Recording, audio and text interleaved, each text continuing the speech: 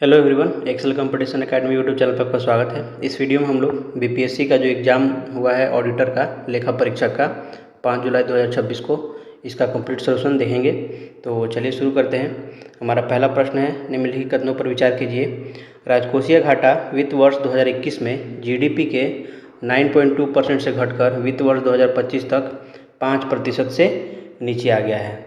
तो ये कथन बिल्कुल सही है। भारत का राजकोषीय घाटा कोविड-19 महामारी के समय यानी वित्त वर्ष 2021 में जीडीपी के 9.2% के रिकॉर्ड स्तर पर था, जो निरंतर राजकोषीय सुदृढ़ीकरण के कारण वित्त वर्ष तक घटकर 4.8% पर आ गया है।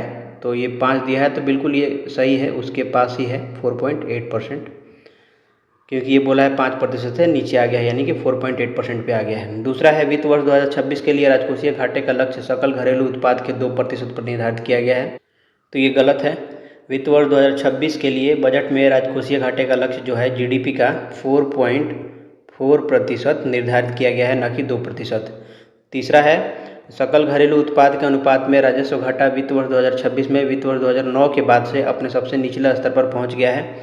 तो भारत सरकार के आधिकारिक आंकड़ों के अनुसार वित्त वर्ष 2026 में राजस्व घाटा घटकर जीडीपी का 0.8% रह गया है, जो वित्त वर्ष 2009 के बाद से इसका सबसे निचला स्तर है। तो हमारा आंसर क्या होगा? पहला और तीसरा सही है, तो केवल ऑप्शन 1 हो जाएगा, केवल 1 और 3।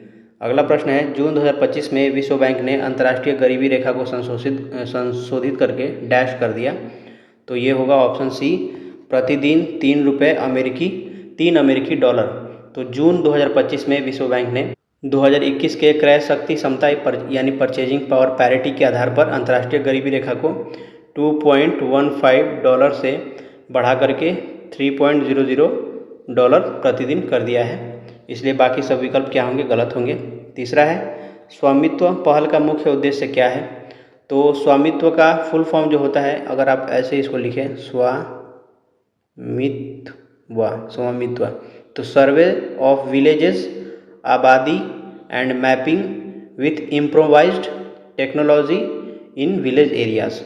तो स्वामित्व योजना पंचायती राज मंत्रालय की एक केंद्रीय योजना है। इसका मुख्य उद्देश्य ग्रामीण भारत में एकीकृत संपत्ति सत्यापन समाधान प्रदान करना और ड्रोन तकनीक का उपयोग करके ग्रामीणों को उनकी संपत्ति का मालिकाना हक देना है। इसलिए हमारा जो ऑप्शन है ए है, ग्रामीण क्षेत्रों में ड्रोन आधारित मानचित्रण के माध्यम से भूमि स्वामित्व अभिलेख उपलब्ध कराना, ये सही हो जाएगा। नेक्स्ट क्वेश्चन है, निम्नलिखित राज्यों और योजनाओं का मिलान करना है हमें। तो महाराष्ट्र जो है, इसका आंसर होगा ऑप्शन 2, सहभागी सिंचाई प्रबंधन। तो महाराष्ट्र ने अपने यहाँ जल संसाधनों के कुशल उपयोग के लिए सहभागी सिंचाई प्रबंधन को कानूनी रूप से काफ़ी बढ़ावा दिया है। उसके बाद है केरल, तो ये होगा कुदुमश्री। तो कुदुमश्री केरल सरकार द्वारा गरीबी उन्मूलन और महिला सशक्तिकरण के लिए चलाया जाने वाला विश्व प्रसिद्ध सामुदायिक नेटवर्क कार्यक्रम है। तीसरा है हरियाणा, तो हरियाणा का होगा ग्रामीण प्रौद्योगिकी कार्य समूह, यानी कि ग्रामीण क्षेत्रों के लिए उपयुक्त तकनीकों के विकास और प्रसार हेतु विभिन्न आईआईटी के माध्यम से रूटैग मतलब रूरल टेक्नोलॉजी एक्शन ग्रुप के तहत कार्य किए गए हैं। तो हमारा आंसर क्या हो जाएगा? आंसर हो जाएगा ऑप्शन बी, ए का 2, बी का 1 और सी का 3। नेक्स्ट क्वेश्चन है, वित्त वर्ष 2022 से वित्त वर्ष 2026 तक भारत सरकार द्वारा पूंजीगत व्यय में प्रतिशत वृद्धि निम्न में से किसके सबसे निकट है? तो इसका आंसर होगा ऑप्शन डी, 89%। तो वित्त वर्ष 2022 के बजट अनुमानों में भारत सरकार का जो पूंजीगत व्यय था वो लगभग था 5.54 लाख करोड़ रुपए, और वित्त वर्ष 2026 में के बजट के अनुसार सरकार का वास्तविक पूंजीगत व्यय बढ़कर 10.51 लाख करोड़ के स्तर पर पहुंच गया है। तो यदि हम इसकी गणना करें 10.51 माइनस 5.54 बटे में 5.54 गुने 100, तो हमारा जो आंसर आएगा वो आएगा 89.7%। प्रश्न में बोला है कि किसके सबसे निकट है, तो 89 के निकट है, तो आंसर हो जाएगा हमारा ऑप्शन डी। अगला क्वेश्चन देखिए, वित्तीय वर्ष 2026 की दूसरी तिमाही के PLFS आंकड़ों के अनुसार ग्रामीण महिला कामगारों का सबसे बड़ा हिस्सा निम्नलिखित में कार्यरत है। तो इसका आंसर होगा ऑप्शन बी, स्वयं के खाता कर्मचारी नियोक्ता में। लगभग ग्रामीण क्षेत्रों के लगभग 71.6% महिलाएं स्वरोजगार श्रेणी के अंतर्गत कार्यरत हैं। क्वेश्चन है वित्त वर्ष 2023 से वित्त वर्ष 2025 के दौरान सेवा क्षेत्र का एफडीआई प्रवाह कुल एफडीआई का लगभग कितना प्रतिशत है? तो इसका आंसर होगा ऑप्शन सी 80.2%। ये पीआईबी से डायरेक्ट क्वेश्चन लिया गया है। अगला प्रश्न देखिए, बिहार में कौशल विकास के लिए संकल्प योजना को किसके द्वारा वित्त पोषित किया जाता है? तो इसका आंसर होगा ऑप्शन बी विश्व बैंक के ऋण सहयोग से वित्त पोषित है, जिसका उद्देश्य देश और बिहार जैसे राज्यों के युवाओं को गुणवत्तापूर्ण और बाजार प्रासंगिक प्रशिक्षण प्रदान करना है। अगला प्रश्न है जल जीवन मिशन के बारे में निम्नलिखित में से कौन सा कथन सत्य नहीं है? जो गलत है हमें वो बताना है। तो देखिए पहला दिया है यह मिशन 2019 में 2,08,652 करोड़ रुपए के प्रारंभिक केंद्रीय परिव्यय के साथ शुरू किया गया। तो ये कथन बिल्कुल ही सही है। यह मिशन 2019 में 2,08,652 करोड़ के केंद्रीय परिव्यय के साथ लॉन्च हुआ था और 100% कवरेज प्राप्त करने के लिए मिशन को 2035 तक बढ़ा दिया गया है। तो ये गलत है, 2035 तक नहीं बल्कि 2028 तक बढ़ा दिया गया है। तो हमारा यही क्या हो जाएगा? आंसर हो जाएगा। बाकी के जो ऑप्शन सी और डी हैं ये बिल्कुल सही है। नेक्स्ट क्वेश्चन है निम्नलिखित कथनों पर विचार कीजिए। पहला है भारत में विनिर्माण में एमएसएमई का योगदान लगभग 35% है। तो ये कथन बिल्कुल सही है। भारत सरकार के पीआईबी के अनुसार भारत में विनिर्माण में एमएसएमई का योगदान जो है 35.4% है, इसलिए ये हमारा क्या हो जाएगा? सही हो जाएगा। यहाँ पर लगभग लिखा हुआ है। दूसरा है एमएसएमई वैश्विक रोजगार में 50% से अधिक का योगदान करता है। तो देखिए इसमें क्या है कि एक्चुअल में जो योगदान करता है वो है 60 से 70% के बीच, और ये बोला है 50% से अधिक। तो 60 से 70 जो है वो 50% से अधिक है, इसलिए इसको भी हम सही मानेंगे। तीसरा है एमएसएमई भारत के सकल घरेलू उत्पाद में लगभग 50% का योगदान करते हैं। तो ये गलत है, लगभग 31% का योगदान करते हैं, ना कि 50। तो हमारा आंसर क्या हो जाएगा? ऑप्शन 1 और 2। तीसरा क्वेश्चन देखिए अगला, मिशन लाइफ मुख्य रूप से बढ़ावा देता है। तो इसका आंसर हो जाएगा ऑप्शन सी पर्यावरणीय स्थिरता को बढ़ावा देने के लिए व्यवहार और जीवन शैली में बदलाव। तो मिशन लाइफ भारत द्वारा शुरू किया गया एक वैश्विक जन आंदोलन है। इसका मुख्य उद्देश्य नासमझ और विनाशकारी उपभोग के स्थान पर सचेत और जानबूझकर उपयोग की ओर बढ़ना है, यानी लोगों को अपनी दैनिक जीवन शैली में छोटे छोटे बदलाव करके पर्यावरण की रक्षा के लिए प्रेरित करना है इसका उद्देश्य।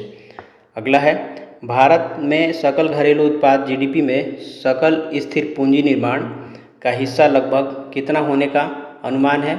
तो ये 30 से 32% के बीच का है। तो आंसर हो जाएगा ऑप्शन हमारा डी हो जाएगा। अगला प्रश्न है वित्तीय वर्ष 2025-26 के लिए जीएसडीपी के प्रतिशत के रूप में बिहार का राजकोषीय घाटा होने का अनुमान है। तो ये है 2.98%, जो कि हमारा क्या बोलते हैं वित्तीय उत्तरदायित्व और बजट मैनेजमेंट यानी FRBM अधिनियम के तहत निर्धारित 3% की वैधानिक सीमा के भीतर है। तो यही हमारा आंसर हो जाएगा। अगला प्रश्न है वर्ष 2023-24 के लिए स्थिर कीमतों पर बिहार में GSVA में प्राथमिक, द्वितीयक और तृतीयक क्षेत्रों का योगदान लगभग क्या है? तो इसका आंसर होगा ऑप्शन डी 19.9% प्राथमिक के लिए, द्वितीयक के लिए 21.5% और तृतीयक के लिए 58.6%। अगला प्रश्न है बिहार के निम्नलिखित में से किस उत्पाद को भौगोलिक संकेत टैग प्रदान किया गया है? तो इसका आंसर क्या होगा? तो देखिए मिथिला मखाना, शाही लीची मुजफ्फरपुर का, कतरनी चावल भागलपुर का, ये तीनों बिहार के प्रसिद्ध कृषि उत्पाद हैं जिन्हें जीआई टैग मिला है। फूलकारी कढ़ाई जो है ये पंजाब और हरियाणा राज्य से है, इसका संबंध बिहार राज्य से नहीं है। तो हमारा आंसर क्या हो जाएगा? हमारा आंसर हो जाएगा 1, 3 और 4, ऑप्शन हो जाएगा डी। इसके अलावा जर्दालू आम जो कि भागलपुर का है, मगही पान, मरचा धान जो कि पश्चिम चंपारण का है, सिलाव का खाजा नालंदा का, और सूजनी कढ़ाई, अगर फुलकारी कढ़ाई के बगल में देता हमें सूजनी कढ़ाई तो ये सही हो जाता, अदरवाइज ये गलत है। तो हमारा आंसर हो जाएगा ऑप्शन डी। अगला प्रश्न है निम्नलिखित में से कौन सा बिहार स्टार्टअप नीति युवा फ्रेमवर्क का स्तंभ नहीं है? तो बिहार स्टार्टअप नीति यानी इसके प्रमुख 4 स्तंभों में युवाओं को स्टार्टअप के लिए प्रोत्साहित करना, शिक्षा प्रणाली में नवाचार लाना, वित्तीय एवं इनक्यूबेशन सहायता प्रदान करना और नियामकी सरलीकरण शामिल है। तो जो ऑप्शन हमें दिया है उद्यमियों के लिए यूनिवर्सल बेसिक इनकम, ये इसका प्रारंभिक स्तंभ नहीं है। बाकी नियामक सहायक सुविधा प्रदान करने के लिए शिक्षा प्रणाली में जीवंतता, वित्त पोषण और इनक्यूबेशन, ये तीनों सही है। अगला प्रश्न देखिए, वर्ष 2023-24 में परिवहन, भंडारण और संचार क्षेत्र में वृद्धि के मामले में बिहार भारत के प्रमुख राज्यों में किस स्थान पर है? तो ये पहले स्थान पर है, ऑप्शन ए हो जाएगा हमारा। तो बिहार आर्थिक सर्वेक्षण के अनुसार बुनियादी ढांचे के विकास पर राज्य सरकार के विशेष ध्यान के कारण परिवहन, भंडारण और संचार उप क्षेत्र में बिहार ने देश के प्रमुख राज्यों में पहला स्थान हासिल किया है। इस क्षेत्र में बिहार की विकास दर दोहरे अंक में हमेशा रही है।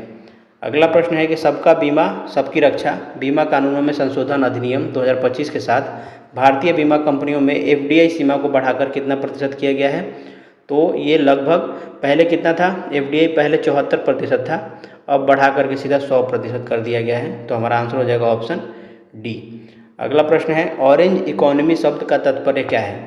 तो ऑरेंज इकोनॉमी या क्रिएटिव इकोनॉमी उन गतिविधियों के समूह को संदर्भित करती है जिनके माध्यम से विचारों को सांस्कृतिक और रचनात्मक वस्तुओं या सेवाओं में बदला जाता है। इसमें कला, वास्तुकला, डिजाइन, फैशन, फिल्म, संगीत, प्रकाशन, अनुसंधान एवं विकास, सॉफ्टवेयर और वीडियो गेम जैसी चीज़ें शामिल है जिनका मूल्य उनकी बौद्धिक संपदा से तय होता है। तो इस केस में हमारा आंसर जो होगा रचनात्मक, संस्कृति और बौद्धिक संपदा पर आधारित अर्थव्यवस्था, ये आंसर हो जाएगा ऑप्शन सी। अगला प्रश्न है, 2023 से 24 में बिहार का सकल राजकोषीय घाटा 22 से 23 की तुलना में लगभग कितना प्रतिशत कम था? तो ये था 15.2%, ऑप्शन हो जाएगा हमारा बी। अगला प्रश्न है, संविधान संशोधन प्रस्तावित करने वाले एक निजी सदस्य के विधेयक के लिए निम्नलिखित में से क्या आवश्यक है? तो निजी सदस्य का विधेयक का मतलब क्या है कि संसद का वह सदस्य जो मंत्री नहीं है उसे निजी सदस्य कहा जाता है और उसके द्वारा पेश किए जाने वाले विधेयक को निजी सदस्य का विधेयक कहते हैं। ऐसे विधेयक को सदन में पुनः स्थापित करने के लिए केवल साधारण बहुमत की आवश्यकता होती है। हालांकि विधेयक को पूरी तरीके से पारित करने के लिए संविधान संशोधन के नियमों के तहत विशेष बहुमत की आवश्यकता होगी, लेकिन केवल प्रस्ताव और प्रस्तुति के चरण के लिए साधारण प्रक्रिया अपनाई जाती है। तो हमारा आंसर क्या हो जाएगा? ऑप्शन ए हो जाएगा साधारण बहुमत, क्योंकि ऑप्शन में क्या बोला है? प्रस्तावित करने के लिए, संशोधन करने के लिए होता तो विशेष बहुमत और राज्यों द्वारा अनुमोदन हम टिक करते, इसलिए ऑप्शन हमारा ए होगा, ना कि सी। अगला प्रश्न देखिए, निम्नलिखित कथनों में से कौन सा भारत के महान्यायवादी और महान्यायाभिकर्ता के बीच के अंतर को सही रूप से स्पष्ट करता है? तो इसका आंसर होगा ऑप्शन बी। महान्यायवादी भारत का प्रथम विधि अधिकारी है और महान्यायाभिकर्ता द्वितीय। तो महान्यायवादी कौन है? तो भारत का प्रथम विधि अधिकारी होता है। इसका उल्लेख संविधान के अनुच्छेद 76 में और इसकी नियुक्ति राष्ट्रपति करते हैं। महान्यायाभिकर्ता कौन है? तो भारत का द्वितीय विधि अधिकारी है, जिसे सॉलिसिटर जनरल बोलते हैं। इसको बोलते हैं अटॉर्नी जनरल, इसको सॉलिसिटर जनरल। यह एक वैधानिक पद है, संवैधानिक नहीं है, जो महान्यायवादी को उनके कार्यों में ये सहायता प्रदान करने के लिए होता है। अगला प्रश्न है, भारत में न्यायिक स्वतंत्रता मुख्यतः निम्नलिखित में से किससे संरक्षित होती है? तो देखिए, अवमानना की जो शक्तियाँ यहाँ पे लिखा है, तो न्यायपालिका को अपनी अवमानना के लिए दंडित करने की शक्ति प्राप्त है ताकि उसकी गरिमा और निर्णयों का सम्मान बना रहे।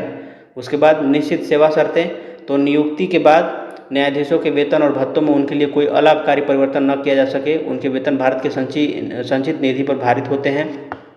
और कार्यकाल की सुरक्षा, तो न्यायाधीशों को केवल संविधान में वर्णित कठिन प्रक्रिया यानी महाभियोग जैसी प्रक्रिया द्वारा ही हटाया जा सकता है, तो कार्यकाल की भी सुरक्षा है। तो हमारा आंसर हो जाएगा ऑप्शन डी, उपयुक्त सभी। अगला प्रश्न है कि यदि प्रधानमंत्री इस्तीफा दे देते हैं या उनका निधन हो जाता है तो क्या होता है?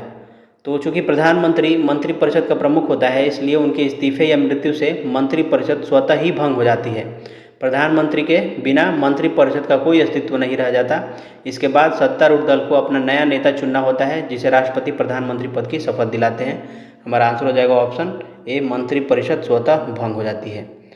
नेक्स्ट क्वेश्चन है, 10वीं अनुसूची का दल बदल विरोधी कानून निम्नलिखित में से किस उद्देश्य से बनाया गया है? तो यहाँ पे ऑप्शन जो होगा हमारा हो जाएगा बी, दलीय अनुशासन सुनिश्चित करने और बार बार दल बदल से उत्पन्न राजनीतिक अस्थिरता को रोकने के लिए। तो आया राम गया राम की राजनीति और राजनीतिक अवसरवाद को समाप्त करने के लिए 10वीं अनुसूची बनाई गई थी और इसका मुख्य उद्देश्य था विधायकों और सांसदों द्वारा अपनी मूल पार्टी को छोड़कर दूसरी पार्टी में शामिल होने पर रोक लगाकर निर्वाचित सरकारों में स्थिरता लाना और दलीय अनुशासन बनाए रखना। 10वीं अनुसूची कब आया था? तो 52वें संविधान संशोधन 1985 द्वारा जोड़ा गया था। अगला प्रश्न देखिए, सूचना का अधिकार अधिनियम 2005 के संबंध में निम्नलिखित कथनों पर विचार कीजिए। तो कथन 1 देखिए, यह शासन में पारदर्शिता और जवाबदेही को बढ़ावा देता है। तो बिल्कुल ये सही है। आरटीआई अधिनियम 2005 का मुख्य उद्देश्य नागरिकों को सशक्त बनाना, भ्रष्टाचार के कामकाज में पारदर्शिता लाना और भ्रष्टाचार पर अंकुश लगाना है। दूसरा है यह केवल केंद्र सरकार के संस्थाओं पर लागू होता है, तो ये गलत है। यह कानून केवल केंद्र सरकार पर नहीं बल्कि सभी लोक प्राधिकारियों पर लागू होता है, जिसमें केंद्र सरकार, राज्य सरकार, स्थानीय निकाय जैसे कि पंचायत और नगर पालिका तथा सरकार द्वारा वित्त पोषित गैर सरकारी संगठन यानी कि एनजीओ भी इसमें शामिल हैं। तो ये वाला गलत हो गया, केवल एक सही है, ऑप्शन ए हो जाएगा हमारा आंसर। अगला प्रश्न है, भारत में नियंत्रण और संतुलन प्रणाली का सर्वोत्तम उदाहरण निम्नलिखित में से कौन सा है? तो नियंत्रण और संतुलन का अर्थ क्या है? इसका अर्थ है कि सरकार के तीनों अंग विधायिका, कार्यपालिका और न्यायपालिका एक दूसरे की शक्तियों को अनियंत्रित होने से रोकते हैं। तो जब संसद विधायिका यानी कि विधायिका कोई कानून बनाती है तो न्यायपालिका न्यायिक समीक्षा के माध्यम से उसकी जांच करता है और यदि वह संविधान के खिलाफ हो तो उसे शून्य निरस्त कर देता है। यह संतुलन का सबसे मजबूत उदाहरण है। तो हमारा आंसर क्या हो जाएगा? ऑप्शन सी हो जाएगा। सुप्रीम कोर्ट संसद द्वारा पारित कानून को असंवैधानिक होने पर निरस्त कर सकता है। यही हमारा नियंत्रण और संतुलन प्रणाली का उदाहरण है। अगला प्रश्न है, विधि की उचित प्रक्रिया की अवधारणा जिसने भारत में अनुच्छेद 21 की व्याख्या का विस्तार किया मुख्यतः निम्नलिखित में से किस देश के संविधान से प्रभावित है? तो भारतीय संविधान के मूल पाठ में अनुच्छेद 21 में ब्रिटिश मॉडल पर आधारित विधि द्वारा स्थापित प्रक्रिया शब्द का प्रयोग किया गया था, लेकिन वर्ष 1978 के ऐतिहासिक मेनका गांधी बनाम भारत संघ मामले में सुप्रीम कोर्ट ने अमेरिकी संविधान की अवधारणा विधि की उचित प्रक्रिया को अनुच्छेद 21 में शामिल कर दिया और इसका तात्पर्य यह है कि कानून न केवल स्थापित प्रक्रिया के तहत बना होना चाहिए बल्कि वह प्रकृति में न्याय संगत, निष्पक्ष और तार्किक भी होना चाहिए। तो आंसर होगा ऑप्शन ए, संयुक्त राज्य अमेरिका।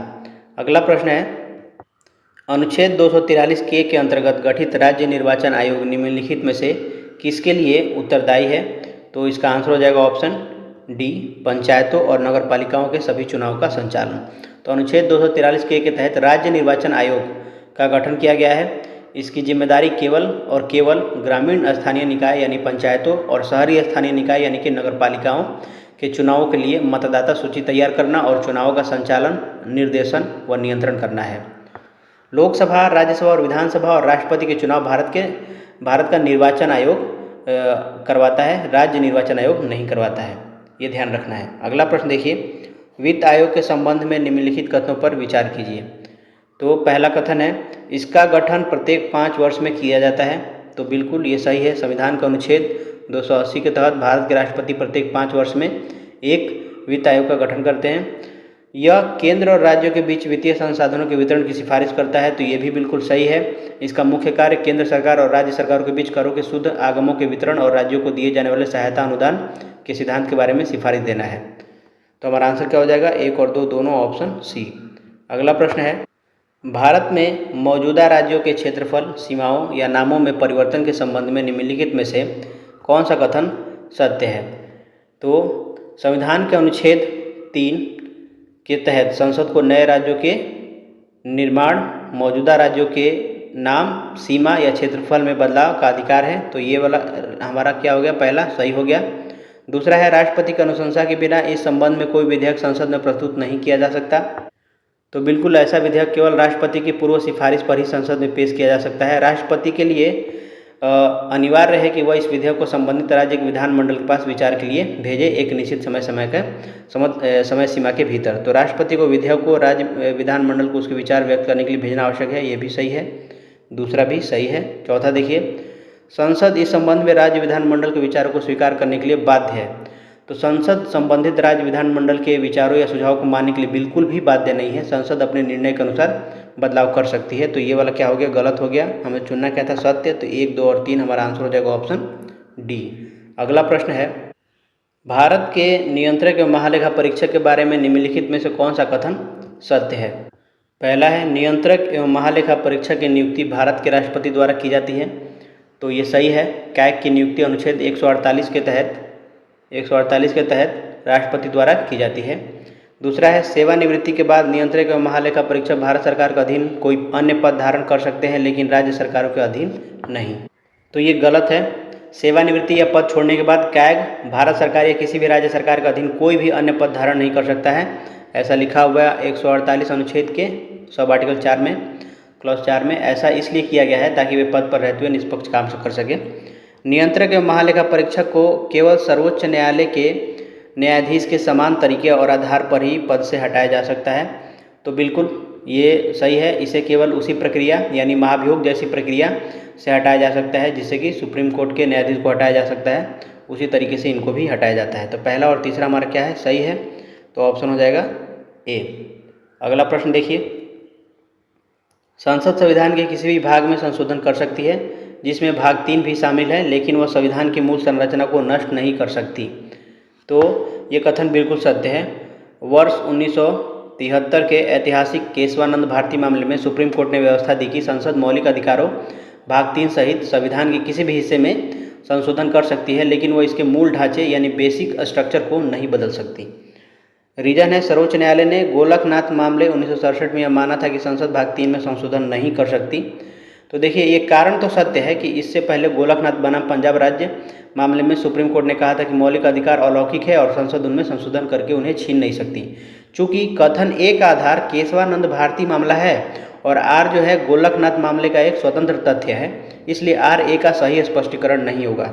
ए और आर दोनों सत्य हैं, लेकिन आर ए का सही स्पष्टीकरण नहीं है। अगला क्वेश्चन है, निम्नलिखित में से कौन मौलिक अधिकारों पर सलाहकार समिति के अध्यक्ष थे? तो ये थे सरदार वल्लभ भाई पटेल, ऑप्शन ए हो जाएगा। और मौलिक अधिकार की उप समिति के अध्यक्ष कौन थे? तो जेबी कृपलानी। और अल्पसंख्यक उप समिति तो एससी मुखर्जी थे उसके अध्यक्ष। अगला प्रश्न है, निम्नलिखित में से कौन कौन भारतीय संविधान के अंतर्गत मौलिक कर्तव्यों में शामिल है? तो इसका आंसर क्या होगा? पहला देखिए, 6 से 14 वर्ष की आयु के बच्चों को शिक्षा का अवसर प्रदान करना। तो अनुच्छेद 51A के में 86वें संविधान संशोधन के द्वारा इसे जोड़ा गया था, तो ये बिल्कुल शामिल है मौलिक कर्तव्य में। दूसरा है हिंसा का त्याग करना, तो 51A का पहला जो है उसमें शामिल है। उसके बाद वैज्ञानिक सोच को बढ़ावा देना, तो 51A का जो H है उसमें ये शामिल है। और उसके बाद है वनों की रक्षा करना, तो अनुच्छेद 51A का G जो है वो इसमें शामिल है। तो हमारा आंसर क्या हो जाएगा? ऑप्शन डी हो जाएगा, उपयुक्त सभी। अगला प्रश्न है, शांति अधिनियम 2025 संबंधित है किससे? तो हाल ही में चर्चा में रहा शांति अधिनियम 2025 भारत के आणविक ऊर्जा यानी परमाणु ऊर्जा क्षेत्र में नियामक ढांचे में सुधार, सुरक्षा मानकों को मजबूत करने और शांतिपूर्ण उद्देश्यों के लिए परमाणु प्रौद्योगिकी के वैश्विक सहयोग को सुगम बनाने से संबंधित है। तो हमारा आंसर हो जाएगा ऑप्शन सी। अगला प्रश्न है, एक उच्च शिक्षा नियामक के लिए विकसित भारत शिक्षा अधिष्ठान विधेयक 2025 निम्नलिखित में किन संस्थानों को प्रतिस्थापित करता है? इसका आंसर होगा ऑप्शन ए, विश्वविद्यालय अनुदान आयोग यानी कि यूजीसी। उसके बाद अखिल भारतीय तकनीकी शिक्षा परिषद यानी कि AICTE और राष्ट्रीय शिक्षा परिषद यानी कि NCTE। तो विकसित भारत शिक्षा अधिष्ठान विधेयक 2025 देश में उच्च शिक्षा के बिखरे हुए नियामक ढांचे को एकीकृत करने के लिए लाया गया है।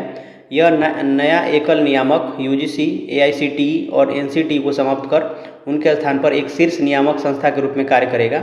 चिकित्सा और कानूनी शिक्षा को इसके दायरे से बाहर रखा गया है।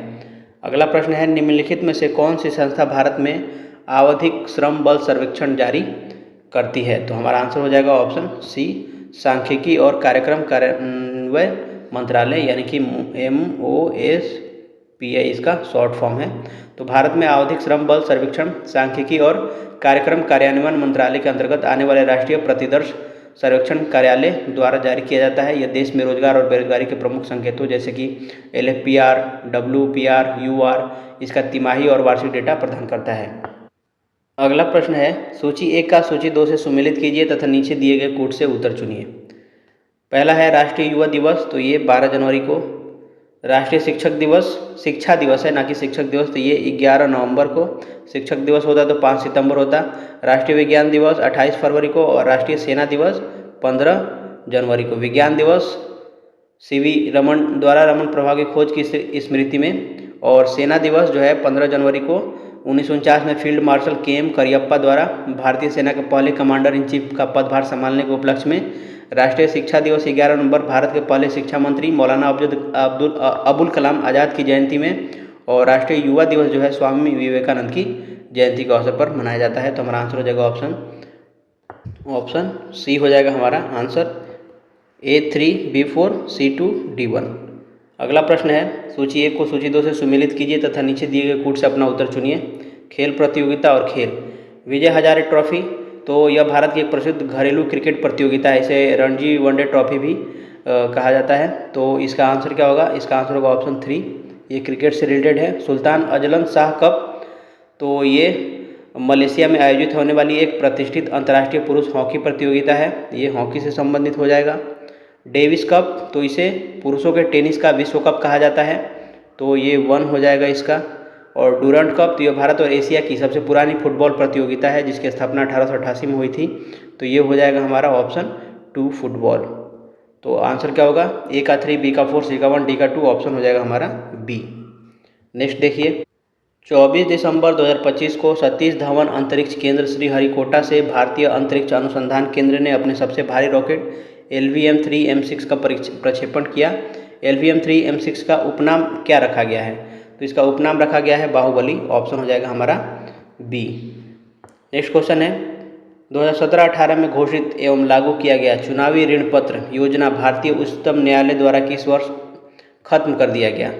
तो इसका आंसर होगा ऑप्शन सी, 2024 में। तो सुप्रीम कोर्ट के मुख्य न्यायाधीश की अध्यक्षता वाली 5 जजों की संवैधानिक पीठ ने 15 फरवरी 2024 को एक ऐतिहासिक फैसला सुनाते हुए इलेक्टोरल बॉन्ड योजना को पूरी तरह असंवैधानिक घोषित कर रद्द कर दिया गया है। कोर्ट ने माना है कि यह योजना नागरिकों की सूचना के अधिकार का उल्लंघन करती है क्योंकि इससे राजनीतिक दलों को मिलने वाले चंदे के स्रोतों की गोपनीयता बनी रहती थी। अगला प्रश्न है, सूची 1 का सूची 2 से सुमेलित करना है। महिला खिलाड़ी और उसके खेल से संबंधित है। तो दिव्या देशमुख ये भारत की प्रसिद्ध महिला ग्रैंड मास्टर है, शतरंज से रिलेटेड है ये। तो ऑप्शन हो जाएगा हमारा चेस 4। सुरुचि फोगत, तो ये कुश्ती से संबंधित है। ऑप्शन 3 हो जाएगा। फिर अंकिता भकत, तो ये तीरंदाजी से संबंधित है। ऑप्शन हो जाएगा 2। और अंतिम पंघल, ये पिस्तौल और निशानेबाजी से संबंधित है। हमारा आंसर क्या हो जाएगा? ए का 4, बी का 1, सी का 2, डी का 3। तो ऑप्शन हो जाएगा हमारा डी। अगला प्रश्न है, निम्नलिखित में से कौन सा कथन सही है? नीचे दिए गए कूट से सही उत्तर चुनिए। पहला है, माधव गाडगिल पर्यावरण विज्ञान से संबंधित है। तो यह कथन सही है। माधव गाडगिल भारत के प्रसिद्ध पारिस्थितिक विज्ञानी हैं जो पश्चिमी घाट पर अपनी प्रसिद्ध गाडगिल रिपोर्ट के लिए जाने जाते हैं। के कस्तूरीरंगन अंतरिक्ष विज्ञान से संबंधित है। तो ये भी सही है। के कस्तूरीरंगन इसरो के पूर्व अध्यक्ष और प्रख्यात अंतरिक्ष वैज्ञानिक हैं। इन्होंने नई राष्ट्रीय शिक्षा नीति 2020 का मसौदा भी तैयार किया था। तीसरा है, राजगोपाल चिदम्बरम नाभिकीय विज्ञान से संबंधित है। तो ये भी बिल्कुल सही है। आर चिदम्बरम भारत के शीर्ष परमाणु वैज्ञानिक रहे हैं जिन्होंने पोखरण 2 परमाणु परीक्षण में मुख्य भूमिका निभाई थी। उबैद सिद्दीकी जैविक विज्ञान से संबंधित है। तो ये भी बिल्कुल सही है। उबैद सिद्दीकी भारत के प्रसिद्ध आणविक जीव वैज्ञानिक थे जिन्होंने national centre for biological sciences की स्थापना की थी। तो हमारा आंसर क्या हो जाएगा? ऑप्शन हो जाएगा हमारा सी, 1, 2, 3 एंड 4। अगला प्रश्न है, निम्नलिखित में से कौन सा कथन सही नहीं है? नीचे दिए गए कूट से सही उत्तर चुनिए। तो पहला है, भारत का राष्ट्रीय पंचांग शक संवत पर आधारित है। तो ये बिल्कुल सही है। ये शक संवत पर आधारित है और इसका पहला महीना चैत्र होता है और यह सामान्यतः 365 दिनों का एक सौर आधारित कैलेंडर होता है। राष्ट्रीय पंचांग चैत्र को प्रथम माह अपनाता है। बिल्कुल सही। राष्ट्रीय पंचांग को 26 नवंबर 1949 को आधिकारिक रूप से अपनाया गया था। तो ये गलत है। भारत के राष्ट्रीय पंचांग को 22 मार्च 1957 को आधिकारिक रूप से अपनाया गया था, न कि 26 नवंबर 1949 को। 26 नवंबर 1949 को हमारा संविधान अपनाया गया था, न कि संवत। तो ये कब अपनाया गया था? 22 मार्च 1957 को। राष्ट्रीय पंचांग सूर्य आधारित पंचांग है। तो ये बिल्कुल सही है। तो हमारा आंसर हो जाएगा, कौन सा सही है ये बताना था। तो कौन सा कथन सही नहीं है ये बताना था। ऑप्शन हो जाएगा हमारा ऑप्शन बी, 3। अगला प्रश्न है, भारत में रक्षा प्रमुख या चीफ ऑफ डिफेंस स्टाफ का पद किस वर्ष सृजित किया गया? तो इसका आंसर होगा ऑप्शन बी, 2019। तो भारत सरकार ने आधिकारिक तौर पर 24 दिसंबर को 2019 को रक्षा प्रमुख के पद के सृजन को मंजूरी दी थी। नेक्स्ट प्रश्न है, बिहार सरकार में खेल मंत्री श्रेयसी सिंह खेलों के किस वर्ग से संबंधित है? तो ये निशानेबाजी से संबंधित है। इन्होंने कॉमनवेल्थ गेम्स 2018 के डबल ट्रैप शूटिंग इवेंट में भारत के लिए स्वर्ण पदक जीता था और यह जमुई विधानसभा क्षेत्र से विधायक है, ये ध्यान रखना है। अगला प्रश्न है, बंधु बिहारी नामक पुस्तक के रचयिता कौन है? तो बंधु बिहारी पुस्तक रचयिता राज्यसभा के उपसभापति और प्रख्यात पत्रकार हरिवंश जी हैं। ऑप्शन हो जाएगा हमारा बी। नेक्स्ट क्वेश्चन है, बिहार में बलिराजगढ़ यानी मधुबनी, जफरडीह जो कि नालंदा में है, और कोल्हुआ वैशाली है, तो यहाँ पे क्या है? तो ये सभी भारतीय पुरातत्व सर्वेक्षण के उत्खनन स्थल है। तो हमारा आंसर हो जाएगा ऑप्शन बी। जो बलिराजगढ़ मधुबनी है, यहाँ पे मौर्यकालीन और गुप्तकालीन प्राचीन किले का अवशेष मिले हैं। जफरडीह नालंदा में बौद्ध और प्राचीन भारतीय इतिहास से जुड़े पुरातात्विक साक्ष्य मिले हैं। और कोल्हुआ वैशाली से यहाँ प्रसिद्ध अशोक स्तंभ और आनंद स्तूप स्थित हैं, जहाँ भगवान बुद्ध ने अपना अंतिम उपदेश दिया था। अगला प्रश्न है, होर्मुज जलडमरू मध्य जोड़ता है किसको? तो होर्मुज जलडमरू मध्य एक रणनीतिक जलमार्ग जो पश्चिम एशिया में फारस की खाड़ी और ओमान की खाड़ी और आगे अरब सागर से जोड़ता है। यह ईरान और ओमान के बीच स्थित है। आंसर हो जाएगा हमारा ऑप्शन सी। नेक्स्ट क्वेश्चन है, नेपाल के नवनिर्वाचित प्रधानमंत्री बालेंद्र शाह किस राजनीतिक दल से संबंधित है? तो इसका आंसर क्या हो जाएगा? इसका आंसर हो जाएगा ऑप्शन ए, राष्ट्रीय स्वाभिमान पार्टी से जुड़े हुए हैं। अगला प्रश्न है, भारत में नव युवतियों के लिए ह्यूमन पैपिलोमा वायरस टीकाकरण किस प्रकार के कैंसर को दूर या खत्म करने के लिए शुरू किया गया है? तो इसका आंसर हो जाएगा ऑप्शन बी, गर्भाशय ग्रीवा का कैंसर। तो ह्यूमन पैपिलोमा वायरस मुख्य रूप से गर्भाशय ग्रीवा के कैंसर के लिए जिम्मेदार होता है। भारत सरकार ने इसे निवारण के लिए 9 से 14 वर्ष की लड़कियों के लिए राष्ट्रव्यापी राष्ट्रीय टीकाकरण कार्यक्रम में HPV वैक्सीन को बढ़ावा देने की घोषणा की है। नेक्स्ट क्वेश्चन है, भारत का पहला सेमीकंडक्टर संयंत्र किस स्थान पर स्थित है? तो ये है ऑप्शन ए, साणंद। तो भारत का पहला चालू और स्वीकृत वाणिज्यिक सेमीकंडक्टर असेंबली और परीक्षण संयंत्र साणंद गुजरात में स्थापित किया गया है, टाटा समूह और माइक्रोन टेक्नोलॉजी के सहयोग से। इसके अलावा गुजरात के ही धौलेरा में भारत का पहला बड़ा सेमीकंडक्टर फैब्रिकेशन प्लांट भी बनाया जा रहा है। अगला प्रश्न है, महिला आरक्षण अधिनियम 2023 106वां संविधान संशोधन अधिनियम लोकसभा में और विधानसभाओं में महिलाओं के लिए 33% सीट आरक्षित करने का अधिदेश करता है। इसका नामकरण क्या किया गया है? तो इसका नामकरण किया गया नारी शक्ति वंदन अधिनियम। ऑप्शन हो जाएगा हमारा ए। अगला प्रश्न है, भारत के संसदीय इतिहास में लोकसभा अध्यक्ष को हटाने का प्रस्ताव निम्नलिखित में से किनके विरुद्ध लाया गया है? तो इसका आंसर होगा ऑप्शन ए, GV मावलंकर यानी कि गणेश वासुदेव मावलंकर 1954। ए नहीं होगा हमारा आंसर, ऑप्शन डी होगा, गणेश वासुदेव मावलंकर। उसके बाद हुकुम सिंह 1965 में, इनको 1954 में, बलराम झाकड़ 1987 में और ओम बिरला हालिया संसदीय सत्रों के दौरान विपक्ष द्वारा प्रस्तुत किया गया था। हालांकि संसदीय इतिहास में आज तक कोई ऐसा भी प्रस्ताव पारित नहीं हो सका है, इसलिए सभी अध्यक्ष अपने पद पर बने रह गए हैं। तो हमारा आंसर हो जाएगा ऑप्शन डी। अगला प्रश्न देखिए, निम्नलिखित में से कौन हाफिज रहमत खां संबंधित थे? तो इसका आंसर हो जाएगा ऑप्शन बी, रोहिला। तो हाफिज रहमत खान 18वीं शताब्दी में भारत में रोहिला अफगानों के एक प्रसिद्ध नेता और रोहिलखंड के शासक थे। वर्ष 1774 में अवध के नवाब सुजाउद्दौला और ईस्ट इंडिया कंपनी की संयुक्त सेना के खिलाफ मीरानपुर कटरा के युद्ध में लड़ते हुए वे वीरगति को प्राप्त हुए थे, जिसे रोहिला युद्ध के नाम से जाना जाता है। अगला प्रश्न है, निम्नलिखित में से किससे सूर्यास्त का विधि नियम संबंधित है? तो हमारा आंसर हो जाएगा ऑप्शन ए, जमींदार। तो सूर्यास्त का नियम लॉर्ड कॉर्नवालिस द्वारा 1793 में लागू की गई अस्थाई बंदोबस्त का एक कठोर हिस्सा था। इसके तहत यदि कोई जमींदार सरकार द्वारा निर्धारित तिथि के सूर्यास्त होने तक लगान की पूरी राशि सरकारी खजाने में जमा नहीं करा पाता था, तो उसकी पूरी जमींदारी नीलाम कर दी जाती थी। अगला प्रश्न है, निम्नलिखित में से किस ब्रिटिश गवर्नर जनरल ने युद्ध, अधिक युद्ध और आगे भी युद्ध की नीति का अनुसरण किया? तो इसका आंसर होगा ऑप्शन सी, लॉर्ड वेलेस्ली। ये 1798 से 1805 तक इसका कार्यकाल था। इसने भारत में ब्रिटिश साम्राज्य के विस्तार के लिए अत्यधिक आक्रामक रूप अपनाया था और इसने सहायक संधि प्रणाली की शुरुआत की और भारतीय रियासतों को ब्रिटिश नियंत्रण में लाने के लिए निरंतर युद्ध किए। इसी आक्रामक साम्राज्यवादी रवैये के कारण उसकी नीति को युद्ध, अधिक युद्ध और आगे भी युद्ध की नीति कहा जाता है। अगला प्रश्न है, 1888 ईस्वी में किसने द यूनाइटेड पैट्रियाटिक एसोसिएशन की स्थापना की? तो इसका आंसर होगा ऑप्शन है, सर सैयद अहमद खान ने 1888 में बनारस के राजा शिव प्रसाद के साथ मिलकर संयुक्त भारतीय राजभक्त सभा यानी कि यूनाइटेड इंडियन पैट्रियोटिक एसोसिएशन की स्थापना की थी। इसका मुख्य उद्देश्य भारतीय राष्ट्रीय कांग्रेस के बढ़ते प्रभाव का विरोध करना, मुस्लिम समुदाय को कांग्रेस से दूर रखना और ब्रिटिश सरकार के प्रति वफादारी प्रदर्शित करना था। अगला प्रश्न है, निम्नलिखित में से किससे द बंगाल रेगुलेशन 21/1795 किससे संबंधित था? तो ये था ऑप्शन बी, शिशु हत्या से संबंधित था। तो द बंगाल रेगुलेशन जो कि लॉर्ड जॉन शोर के कार्यकाल में आया था, मुख्य रूप से ये शिशु हत्या पर रोक लगाने और इसे हत्या के समान अपराध घोषित करने से संबंधित था। बाद में 1804 के रेगुलेशन 3 के तहत लॉर्ड वेलेस्ली ने इसे पूरी तरीके से प्रतिबंधित कर दिया था। तो आंसर हो जाएगा ऑप्शन बी। क्वेश्चन है, निम्नलिखित में से 1913 में किस विदेशी नगर में हिंदी एसोसिएशन का गठन हुआ?